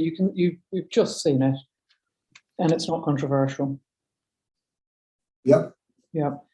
Now, the appellant, the same appellant, secured planning permission in 2006 for a scheme, as we know, the extant scheme, and at that time, a larger area was allocated for mixed-use development, including office and housing. So that was the 2006 local plan. We could look at it if you wish to. I'll give the reference to the inspector, CD 7.5, paragraph 1.2. But we don't need to go to it. CD 7.5, 1.2. Just going there now. That's the committee report for the extant scheme, which records the allocation. 7.5, you say 1.2? You don't need to look at it. All I'm doing is reporting to you that it was. Sorry. This is a site that was allocated in the 2006 local plan. Yeah. Yeah. Yeah, and the land that was included in that allocation was 1.17 hectares, as a matter of fact. Now, I don't know if you know that, fine. If you don't know that, we can look at it. I accept if it's Yeah, 1.2. I expect you to. And the land included in the 2018 allocation, in fact, is exactly the same, 1.17 hectares. Now, by the time that you were being briefed, I assume that was in 2018. Yeah. Or 19, was it? When were you briefed? The brief was an evolving piece because of the iterative design process that we discussed this morning. Yeah. So it may be easier to ask you, when were you first involved? We had a loose involvement through a suite of meetings discussing the site's potential and our architectural approach. Yeah. To get appointed after a series of feasibility studies. So, over the course of 3 to 4 months, we developed a relationship with the client that led to a more formal appointment. Okay, and so what year was 2018, around and during then. Right. And so, do you know whether your client had objected to the inclusion of residential within the allocation or not? That's not my area of specialist expertise. You just don't know. Yes, not my. Yes, exactly. Don't know, and no reason to know. Okay, but the land that your client has then at that time, as I understand it, in 2019, it's looking at the site as a whole. It could have, couldn't it, have opted to include an element of housing on the land, couldn't it? A client, and in consultation with their team and with the planners, can make a suite of choices within definitions, that will continue to evolve as policy evolves. Okay. Well, look. Let's go. I mean, I take the point that you're making. You're directing me to your own involvement. Fair enough. Let's go back to the DAS. We've got some indication of what that was. 229. No, in fact, let's go back a stage. Let's look at page. Your project brief, your initial brief. Initial brief. Which page? You're talking about a DAS? I think it's 28 in the DAS. I believe it's 28. It's section 3.0 project brief.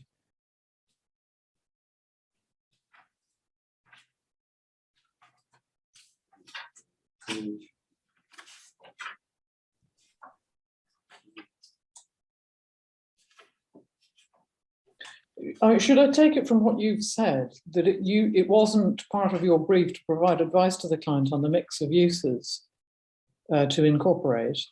our brief was to discuss with the client over quite a long period of time with Bidwell's the potential for bringing forward the right form of development, which could have included at some point removing the pig or including the pig.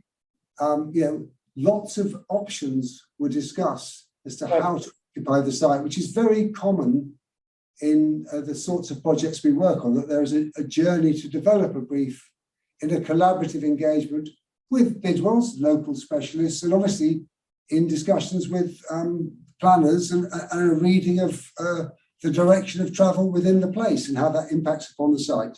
Yeah, I understand all that, but specifically, were you discussing the inclusion of an element of residential or not? Not particularly. It was never really the focus of our conversation.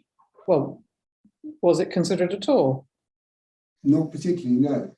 No, not particularly considered at all. Well, it doesn't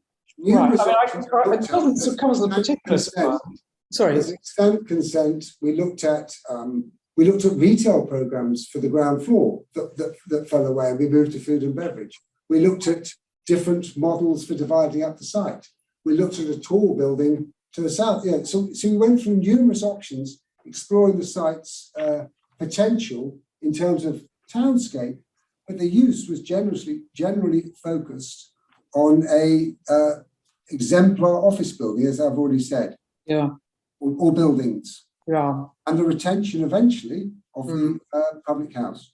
Yeah. Okay. I mean, I think that's fair to say that the focus was on exemplar office buildings, because when one looks at the initial brief and one looks at the images, and in fact the sort of word salad or whatever it's called in the middle, all of those, to the extent that those words or images are specific to one sort of land use, they are for non-residential land uses. I think that's fair, isn't it? That's fair, yes. Yeah. And then when we return to the detailed brief, on the over the page, again, it describes it as office-led, as you've said, and all of the bullet points which then follow all relate to uses which are non-residential uses, to the extent that they're specific to a use at all. Yeah. Yes. Yeah. Correct. And so there's no mention in either the initial or the detailed brief or of any intention to provide any element of housing, is there? Not after this discussion, because there was an extant permission with housing on it. Right. And did you have a written brief for the project? No, we very rarely get given a written brief for the project. It's normally a discussion about site and place and programme that might well flex over time. So there's never a written brief. There was never a written brief for this development. No. That is very common with most of our clients. The brief is something that emerges through the RIBA stages, which we go through 1, 2, 3, and it's played back to the client in terms of the implications of certain areas. And it notes where there's flexibility for change within that brief. So, food and beverage could become retail, although unlikely in the current time. I mean, so here you've got a situation in which the local authority has, for reasons which are clearly focused on resolving the sustainability objectives and tensions, identified this site as an allocation, including residential, in 2018 adopted that plan. And despite your client newly being in a position to deliver out the whole allocation, it looks like residential wasn't even a serious contender for consideration. I mean, is that not a bit surprising? No, because the client had an extant permission for residential. So why would they repeat a permission that has been established, could be built? Well, because in formulating a development plan policy compliant scheme, it would have to incorporate an element of residential, as I'll come to with Mr. Derbyshire.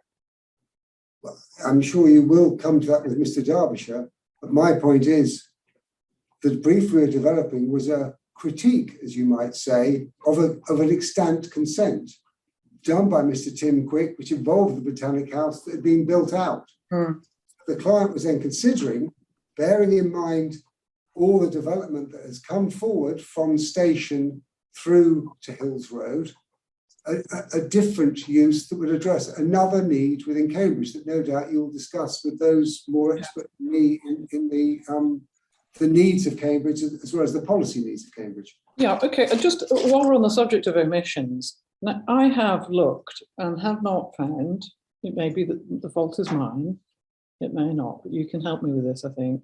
I've not found any written consideration of the merits of retaining or refurbishing any of the existing buildings on site in whatever form. Have I overlooked something important, some feasibility study, or just is there nothing at all in the DAS about retaining and refurbishing the existing buildings? The DAS is the statement, as I've said, of the scheme that we are presenting in the DAS, not previous schemes with 2 floors on them, not other options. It is that scheme. The existing buildings were carefully analysed at the beginning.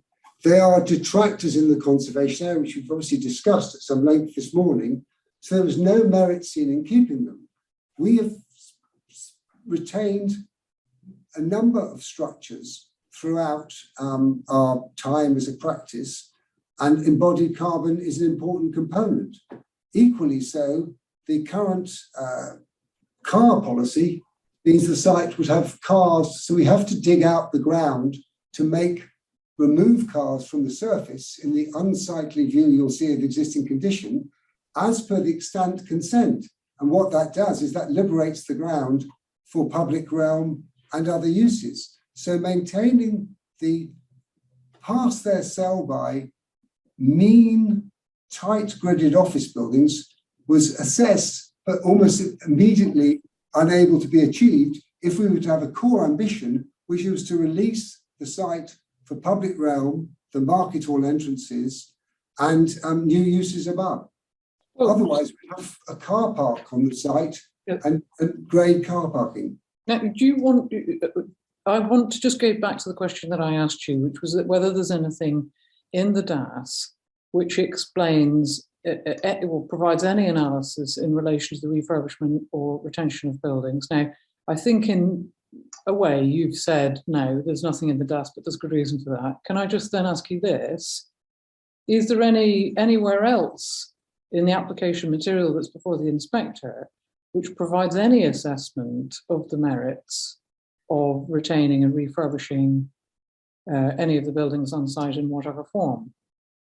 Or is it that was rejected out of hand and that was the end of that? Not out of hand in analysis to halve the number of cars, reduce the coverage of the site, and then put them below ground. Retention of pass their sell by unsatisfactory structures was not deemed worthy of detailed consideration.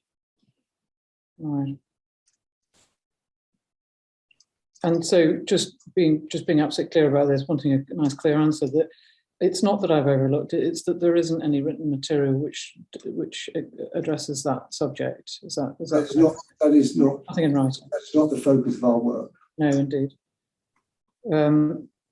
It's just that if one were to go to your website, for example, your practices website, I mean, you include quite a lot of information about reuse of buildings, and you list, important projects that you've been involved in which, and what you're saying there is that, it can be a really important sustainability matter, really relevant to sustainability. So, I mean, take for example, your section 2 of your proof. Section 2 of your proof, if you would please, and you go to page 5 on it, of your proof. Yeah. And within that, your 2.2.1, is it accurate to say that the first 5 projects that you list there, 4 of them have included the retention or refurbishment of buildings? They have, to differing extents, retained elements of buildings where possible. Yeah. In this case, buildings not possible, had unsatisfactory floor to ceiling heights, And we're not providing car parking in all those projects in central London, whereas in Cambridge, the plan requires, 200 car parking spaces. Yeah, I mean, there is, there's a,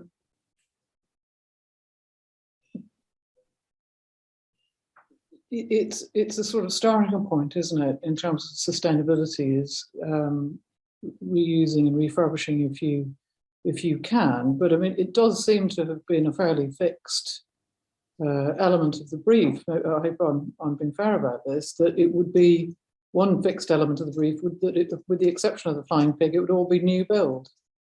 Is that right? Is that fair? Just to make a comparison to some projects in London, which is you were also talking earlier about the local plan, the import of the local plan. Cambridge's local plan, and obviously the DRP have talked about Cambridgeness. Cambridge's local plan is currently about car parking provision, which I think will no doubt change over time. Yeah. Car parking provision in Cambridge means that you either create grade level car parking, which to us would create a hostile environment, which is the one we find, or you create a basement, as in the extant scheme, or you create multi-level car park, as in the existing condition. So our preferred option was to remove the car parking from the site to release an enhanced public realm, and that meant we couldn't underscore 2- and 3-story buildings with a new structure and prop them up, because the carbon involved in temporary structure would be far in excess of the carbon saved in keeping those buildings, which you then could not extend because they haven't got adequate capacity. So the projects you refer to in our website, which are all urban design projects, of 7, 8, 9-story frames that we have kept and extended. So completely different conditions and completely different heights to those we would work to. So there are similarities in terms of rooftop gardens. There are buildings retained where appropriate. There are many new buildings built. So it is site specific, which is why I said this is a very site specific proposal to Cambridge, to its plan, to its history. You're okay, but you're not saying, are you, that the requirement to provide parking on the site, you're not saying that that prevented any element of the retention or refurbishment of the buildings? You're not saying that, are you, surely? I'm saying the requirement to have car parking on the site would lead to either a multi-storey car park or the coverage of most of the site with cars. Because 200 car spaces, or 400 as per the extant consent, the extant consent, to release the ground, which the extant consent was obviously a point of discussion in Ms. Reynolds' documentation. It's acknowledged that the car park is the way you do that. If you are doing that, you cannot retain unsatisfactory structures that have no basement, because the cost of temporary works would make that impossible. Not just the financial cost, but the carbon cost, because you're building the building twice. You would then find that you haven't got sufficient foundations to add to the project. So you would put your cars underground, you would be left with the existing buildings, and you would be left with the car park, Francis House, and Betjeman House as detractors in the site.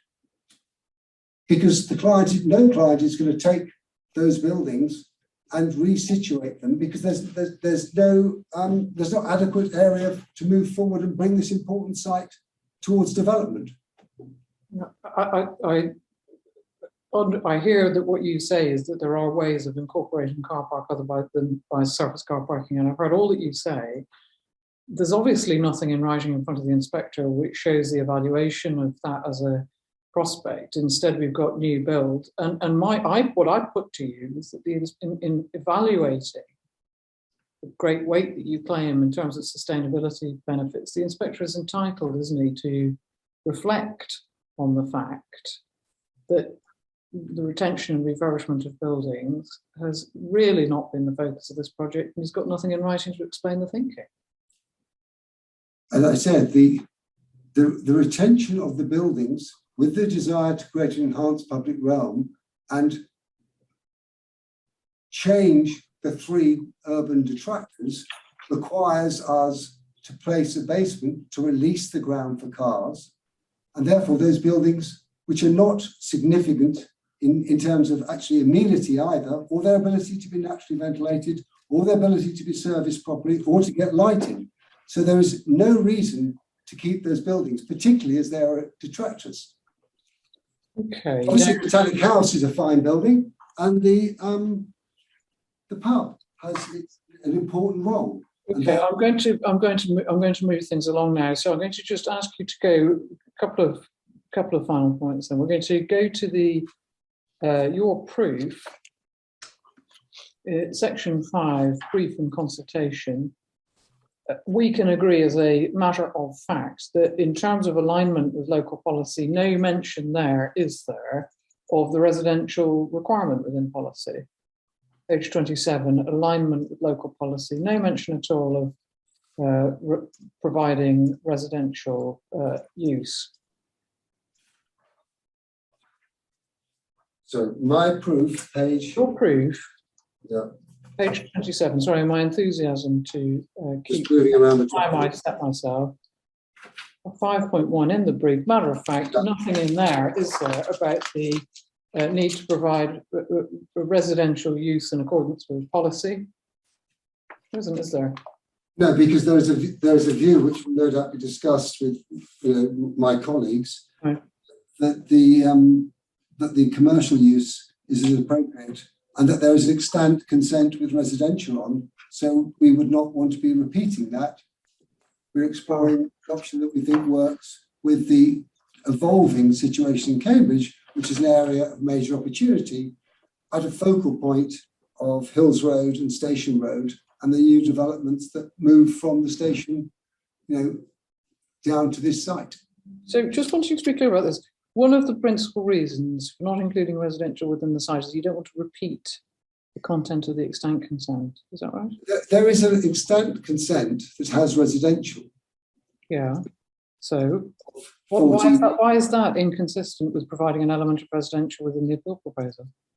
I'm not saying it's inconsistent, I'm saying that consent exists. Yes. Our belief, as we discussed with Bidwells and the client as we move forward, was that now, over a decade on, the area had changed considerably from what it was when that consent was achieved. Botanic House itself had gone from a scheme that was not particularly liked in its submission to becoming a local landmark. The landscape of Cambridge in this area had changed. The Station Road development, the Station Square. So the landscape of within the conservation area of this particular part, this important knuckle of the conservation area, had changed, which meant the appropriate brief for us to look at moving forward was an office-led development. Thank you. Those are all the questions that I have. Mr. Alford, thank you very much indeed for your time today. Thank you. So those are my questions. Thank you very much for that, Miss Murphy. I don't think I have any particular questions, so I will, if Mr. Alford, are you content to carry on, or do you need a break, or shall I? I've survived. I'm very happy to carry on. Yeah. Very happy to carry on. I know we've got, over to Mr. we've only got 37 minutes left. I'm very happy to carry on. Good. Thank you.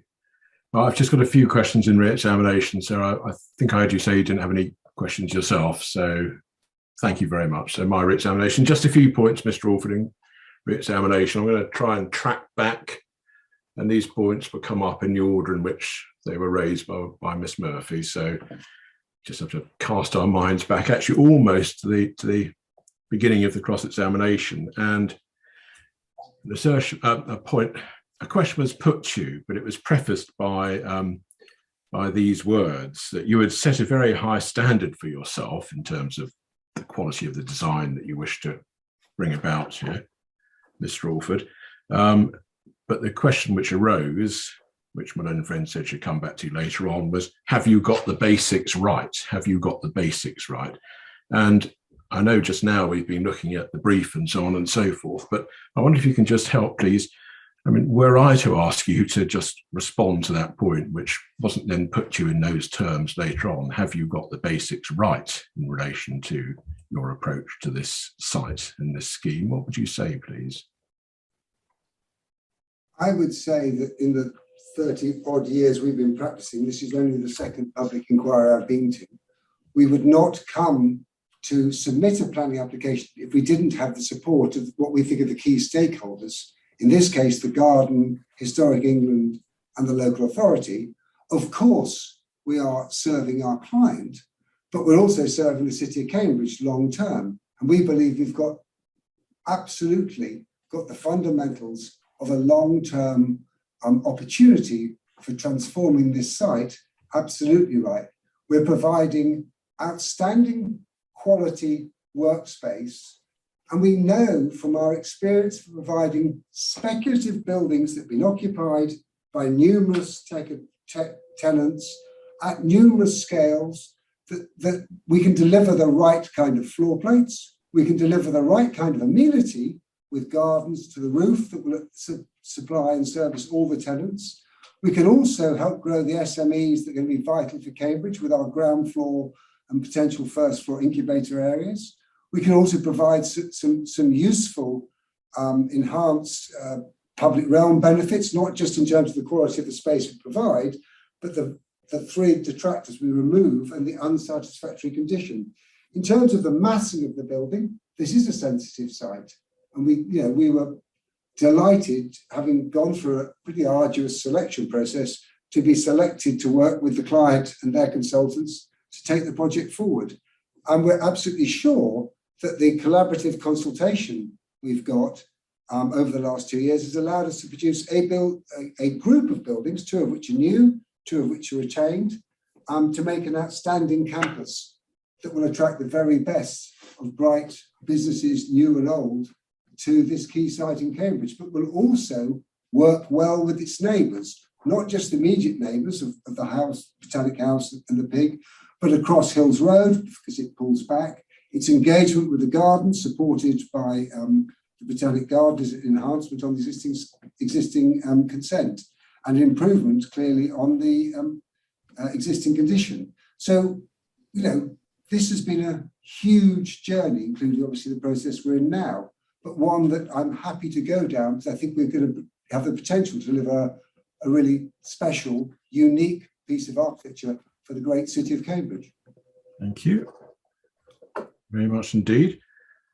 And in that context, that awful modern word journey, in that journey that you've just referred to, all this consultation and so on and so forth, can I just now move on to, you'll remember we found ourselves sort of poring over the advice, the documentation from the design panel, do you recall? And yes, I do. Those panels. You don't need to get the document out for these questions, so don't worry. It was the second of the pre-application design panels, and I wonder if you can just help first of all with your understanding of the role of the design panel, and in particular, if you like, whether they advise or dictate. I mean, how do you see how do you understand their role in this pre-application process? They're not involved after the application goes in Cambridge, so it's a pre-app process. How do you understand their role, please? The way I understand the design panel's role is to be independent from the council, external advisors who critically engage with projects as they move forward, to give their feedback on the project to the design team. And obviously as part of the design team, the client team who will be listening in, but it's the design team, it's design that is reviewed more than programme, although programme does get discussed. Their independence, I think, is shown by the fact that they will offer, different commentary from different people. So the design panels do not always share the same view. And indeed, some will give you an amber light, individuals, before others give you an amber light. And well, in this particular case, we don't have to get the document up. And in fact, we saw that in that second meeting, there were some reds, there were more ambers than reds, but there were some greens. So there was a complete, amongst the members of the panel, we had that we had that split. No, there weren't. It was. Is that not right? Forgive No, me. that's not right. No. Okay, that's fine. Bear with me for one moment. Let me just check. Let me just double check. Anyway, it doesn't matter for my point. There were reds and ambers, and I must admit I thought I'd seen a green, but never fear, it doesn't matter. So, Mr. Alford, carry on, please. They will not all agree with themselves. Yeah. We will not necessarily agree with them. And as I've chaired the CABE's National Design Review panel, I think a design review, and that, in fact, their guidance is they are to report back the varied views they give. They should review the scheme in front of them, not feel it's a tendency of designers to imagine their own scheme, what they would have done should they be designing the site, and to give critical feedback. We found the critical feedback useful and engaging, and at moments challenging. It informed our submission. It changed the massing of our scheme quite radically, with the removal of 2 floors between the 2 events. But I do not expect to walk into it at the end and say, it's a tick box exercise and we've done what you've said, because I don't expect to get a consistent voice, nor as a designer would I be doing the right job. Our job is to listen to criticism and play it back as we see fit, and at times to disagree with the design review panel. Otherwise, we are simply delivering this product of 1,000 consultations. And if we delivered a product of 1,000 consultations, it would not have any architectural, townscape, sustainable or urban merit. We have to play an understanding back, but also hold on to values that we hold dear as designers, but allow the criticism to test them and make sure are resolved, and things will evolve, and material palettes will evolve, the details will evolve. Thank you. Now that leads me to my next question. And sorry, just to correct myself, it was there were 2 reds, 4 ambers, and 1 abstention. Just to correct myself, so forgive me. So anyway, you've explained how you understand the role of the panel, and your ability to consider their points. You don't necessarily have to agree, etc., etc. Otherwise, they'd be doing the design and the scheme, not you. Now, just help me with this. The point that was raised in relation to the tulip inspector's report, do you recall? Again, we don't need to get this out, but a criticism that that different inspector made of the other architects in relation to the tulip was that the applicant's team and the architects there had largely ignored the design panel in that instance, the design panel's various comments and so on and so forth. Now, if we were to take that line of reasoning and apply it to this case here, I mean, do you think it would be fair to say of you and your colleagues in your practice that you have largely ignored the comments made by the design panel? In this case here, have you largely ignored what they've said? I think in answer to that, I will refer to their conclusion in their first sentence.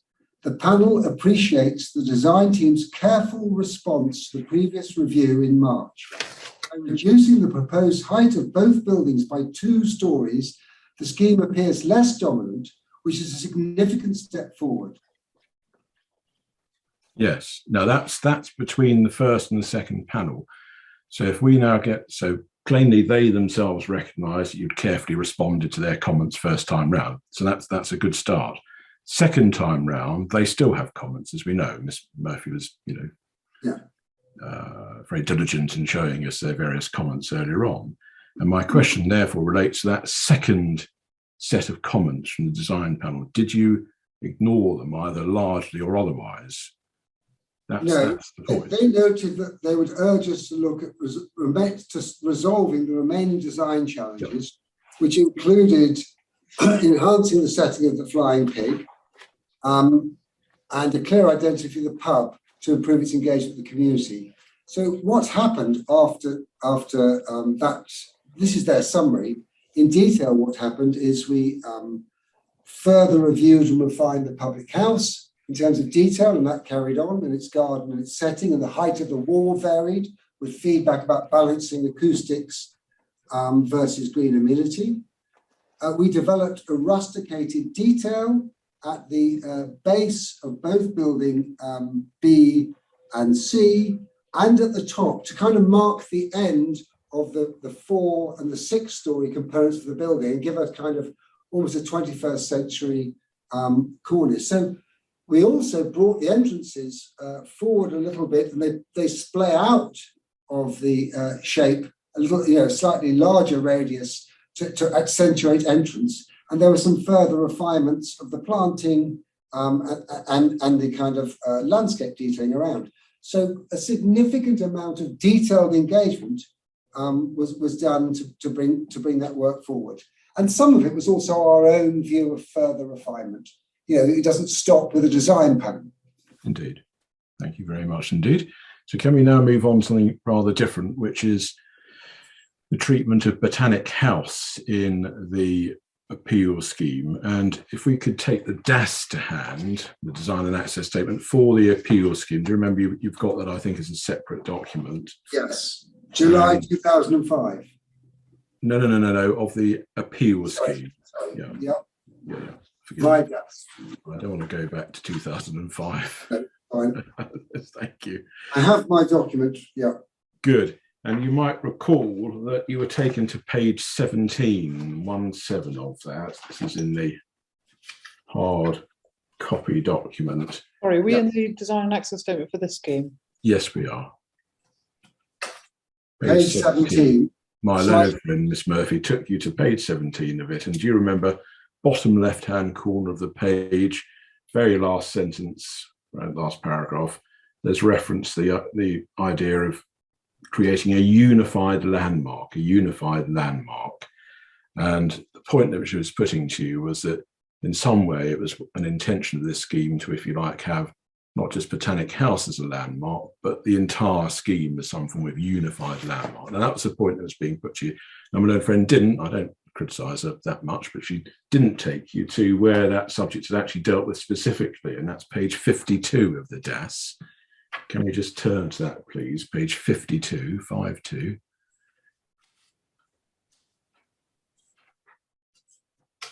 Yep. Thank you. What's the heading of this section or chapter at the top of page 52? Maintaining Botanic House as a landmark. Yes. Was that any part of the rationale of the scheme to maintain Botanic House as a landmark, as it says there? Yes, these illustrations were critical in the review of the scheme. The first 3, if you run from left to right, all show that despite being a small footprint building, as I said in my evidence this morning, the effect of the very large radius taut glass skin north-facing ellipse with the striking green stripe is that building commands the landscape, the new landscape of the War Memorial, the resituated War Memorial. As the first view from Hills Road, north of the junction with Station Road, you can see it's completely the dominant landmark, and you can just glimpse our building C behind the background. The next image is as you come from the junction of Hills Road and Station Road. Again, you can see how it appears at least 2 stories higher with our development recessive, but the pig forward, holding the street edge is an important thing. And you can see the same in the third image, where as you move around, that is the view you will get of buildings B and building C. And again, they are very deferential to the landmark status of Botanic House. And then finally, in the fourth image from the Botanic Garden, you can see that although the buildings are longer, the subtle undulating and smaller radii of the formal arrangement leaves Botanic House as designed, the 2 stacked windows of glass and the fine edge of stone as the kind of the full stop, the landmark. But I think its landmark status is very much more in the urban street scene than it is designed to be seen from the park. Yeah, all right, thank you very much indeed. Can we move on to something completely different, please? And again, just try to save a little bit of time. You'll remember you were asked various questions about the height or heights of the buildings and new buildings in our scheme.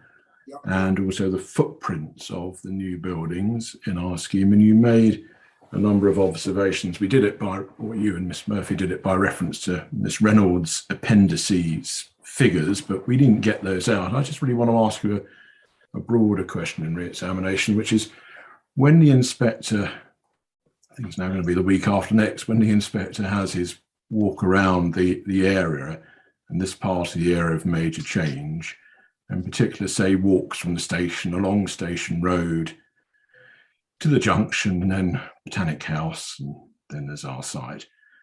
In that run of these modern commercial buildings, mainly new, as we know, nearly all of them new, how does this scheme's new buildings' heights and footprint relate in that context, please? In that context, this commercial district that's developed from the station to Botanic House?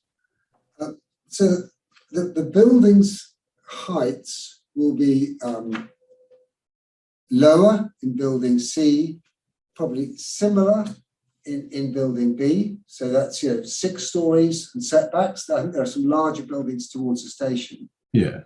I think also this design strategy of the curvaceous form is very specific to this site because they are big, although they are similar in occasion. They're all in that third decile that Miss Reynolds referred to as sizes. They are big, strong, shouldered, square, rectangular buildings in footprint, where our softer forms and our landscape condition allows us, I think, to appear significantly smaller in townscape terms than they do.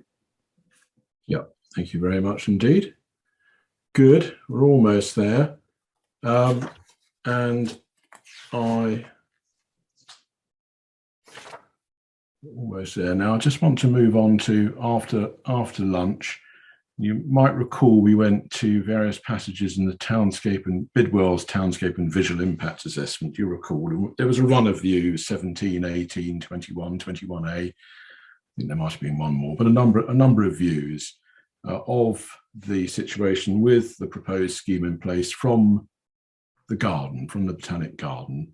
Yeah. And you'll recall that one after the other, Bidwell's assessment, using their methodology, etc., was that there would be an adverse consequence. So, in my language, adverse means harm.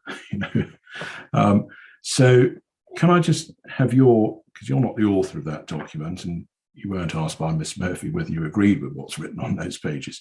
Can I just ask you, please, when the inspector goes to the garden and he sees what he sees of the existing site and context, and then imagines, as he has to, your scheme in place, he's got no end of visual maturity to assist him with that, but he'll reach his judgment about it.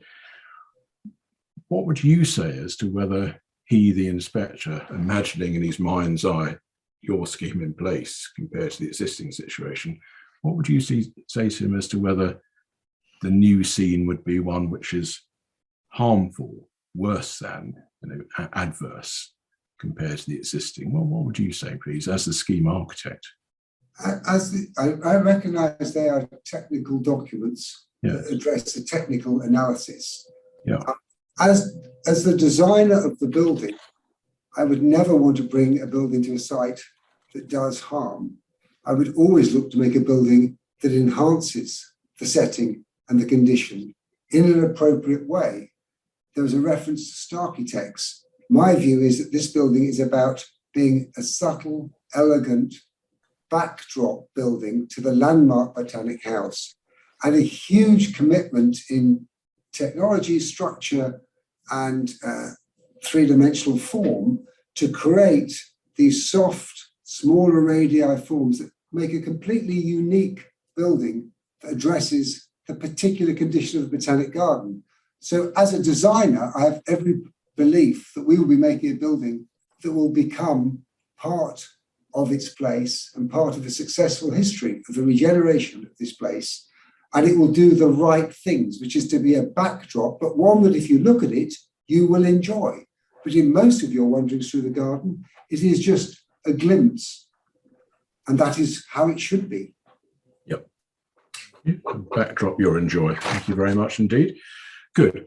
So almost there now. Let's move to some completely different sort of topics towards the end of my learned friends cross-examination.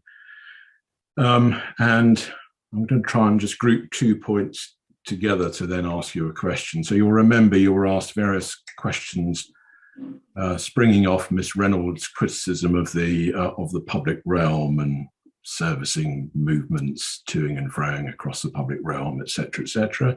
That's one topic. And the second topic was the degree to which the public realm and indeed to an extent private realm between Botanic House and Building B would or wouldn't be in shade. So I'm just grouping those two things together. And I just wonder if you could help me. You refer to the years of discussions that there have been with no end of consultees, officers, professional bodies, and heavens knows who else. Until Miss Reynolds came along and made these points, had they ever been any part of any form of criticism of the scheme by the City Council? Not in the reasons for refusal, as we know. So had you ever heard of these points until Miss Reynolds came along? No, in fact, they were carefully worked through with the highways team. And because the design basically commits to halving the amount of car parking on the site, and therefore halving the amount of crossings, halving the number of cars that cross the pedestrian, the pavement, and then reducing it from 2 places to 1, it was always seen as a positive. Lots of helpful, detailed discussions about toucan crossings and the cyclists. And everyone was very excited by the idea that the cyclists would cycle down to the basement and it would become a kind of really efficient way of moving through. The addition of the 2 car parking spaces was discussed and designed. You mean the taxi drop-offs? You said 2 car parking spaces. So the 2 taxi drop-offs was resolved to everyone's satisfaction, as is the forward-only, which I think is important, the forward-only servicing bay pulled back and beyond the public realm. So, there was a positive, detailed discussion. And of course, they were actually very pleased that our access point was pulled way down to the south, away from the junction, which, the existing consent has something higher up, which I think is a cause of concern, in the current highway strategy. So we were able to further improve, so reducing the number of cars crossing by half, and in their analysis, improving to a much safer location down to the south. Thank you very much indeed.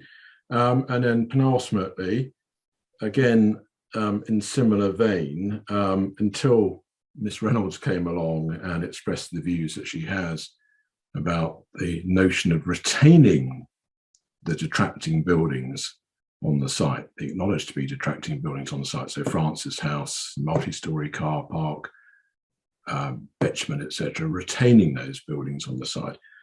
In your discussions with these no end of consultees, all the professional officers of the council, etc., etc., etc., I mean, is this the first you've heard of the notion that the City Council apparently wish the existing buildings on the site to be retained? There was never any discussion about retaining the existing buildings. The car park has no capacity except to be a car park, and its floor-to-floor heights would preclude any other use. The office buildings have unsatisfactory core arrangements, unsatisfactory column arrangements. So the only part of them you could consider retaining is the frame, but you would then not be able to add any development. The conversation throughout was always on the basis that they're detractors, they would be removed. And the conversation was therefore, what is the quality of what you're proposing? And furthermore, technically, a vital positive was to remove car parking from the surface and the car park onto the garden. And therefore, by putting it below ground, that was deemed to be a positive thing to do, particularly as we designed for it to fall away. But any form of retention is not possible. So it was never discussed until brought up in that proof. Thank you very much indeed. And then finally, and just in similar vein, if we can just do a sort of try and do a side by side. So just imagine Miss Reynolds' world where we're retaining these detracting buildings on the side. Now you've spoken of, and hasn't in any way been contested, that this scheme, that the appeal scheme, would achieve BREEAM outstanding. So it would be in the top 1% of buildings in the country, a global standard as well. So just help me with this. I mean, just to try to get some feel of this. I mean, where might the existing office buildings rank in terms of the standards which are applied in a contemporary way? So BREEAM outstanding, the new. I mean, how near or far with the existing buildings? Existing buildings would not would not score. Wouldn't score. It wouldn't even be in the register. They wouldn't really score because they are outdated and there's no generosity in them. So we keep frames where frames can be kept, but in this case, one could argue, well, why don't you strip the facade off? Well, Francis had the car park you can't keep. It has no capacity. It has no volume, no structural capacity. Francis House is, in my opinion, poorly sited, pinching the public realm. It is 2.5 stories. If you attempted to keep it, you'd need to take the facades off and extend it, and the frame would disappear as you added more floors to it. So there's no structural capacity. Yep. The same goes for bitumen. So there is really, there is a big commitment in the industry to retaining what you can retain, but there is nothing of use or value to retain, and you might well spend more carbon trying to retain them than you would in making the new buildings, but you would never be able, even if you retained some fragment of them, be able to get anywhere near the comprehensive levels of long-term quartering the operational energy over 30 years. Good. Thank you, Mr. All, for that. Puzzling buildings. Excellent. That was my last question to you. Thank you very much indeed. We brought this in 9 minutes shy of 4 o'clock, so I think that's not a bad achievement all round, despite 1 or 2 issues that we've had today. Yeah. So, thank you, Mr. Alford. Thank you. Thank you very much, Mr. Alford, for all your responses to questioning, most illuminating from my point of view. Thanks to the 2 advocates for their assistance this week. So we will adjourn now until Tuesday at 9:30, when we will resume. In the meantime, I'm at my desk on Monday and over the weekend, so if anything comes through, we'll be alert to that. But otherwise, wish you all good weekends, and I will now adjourn till next Tuesday. Thank you very much indeed. Thank you very much. Thank you. Thank you very much.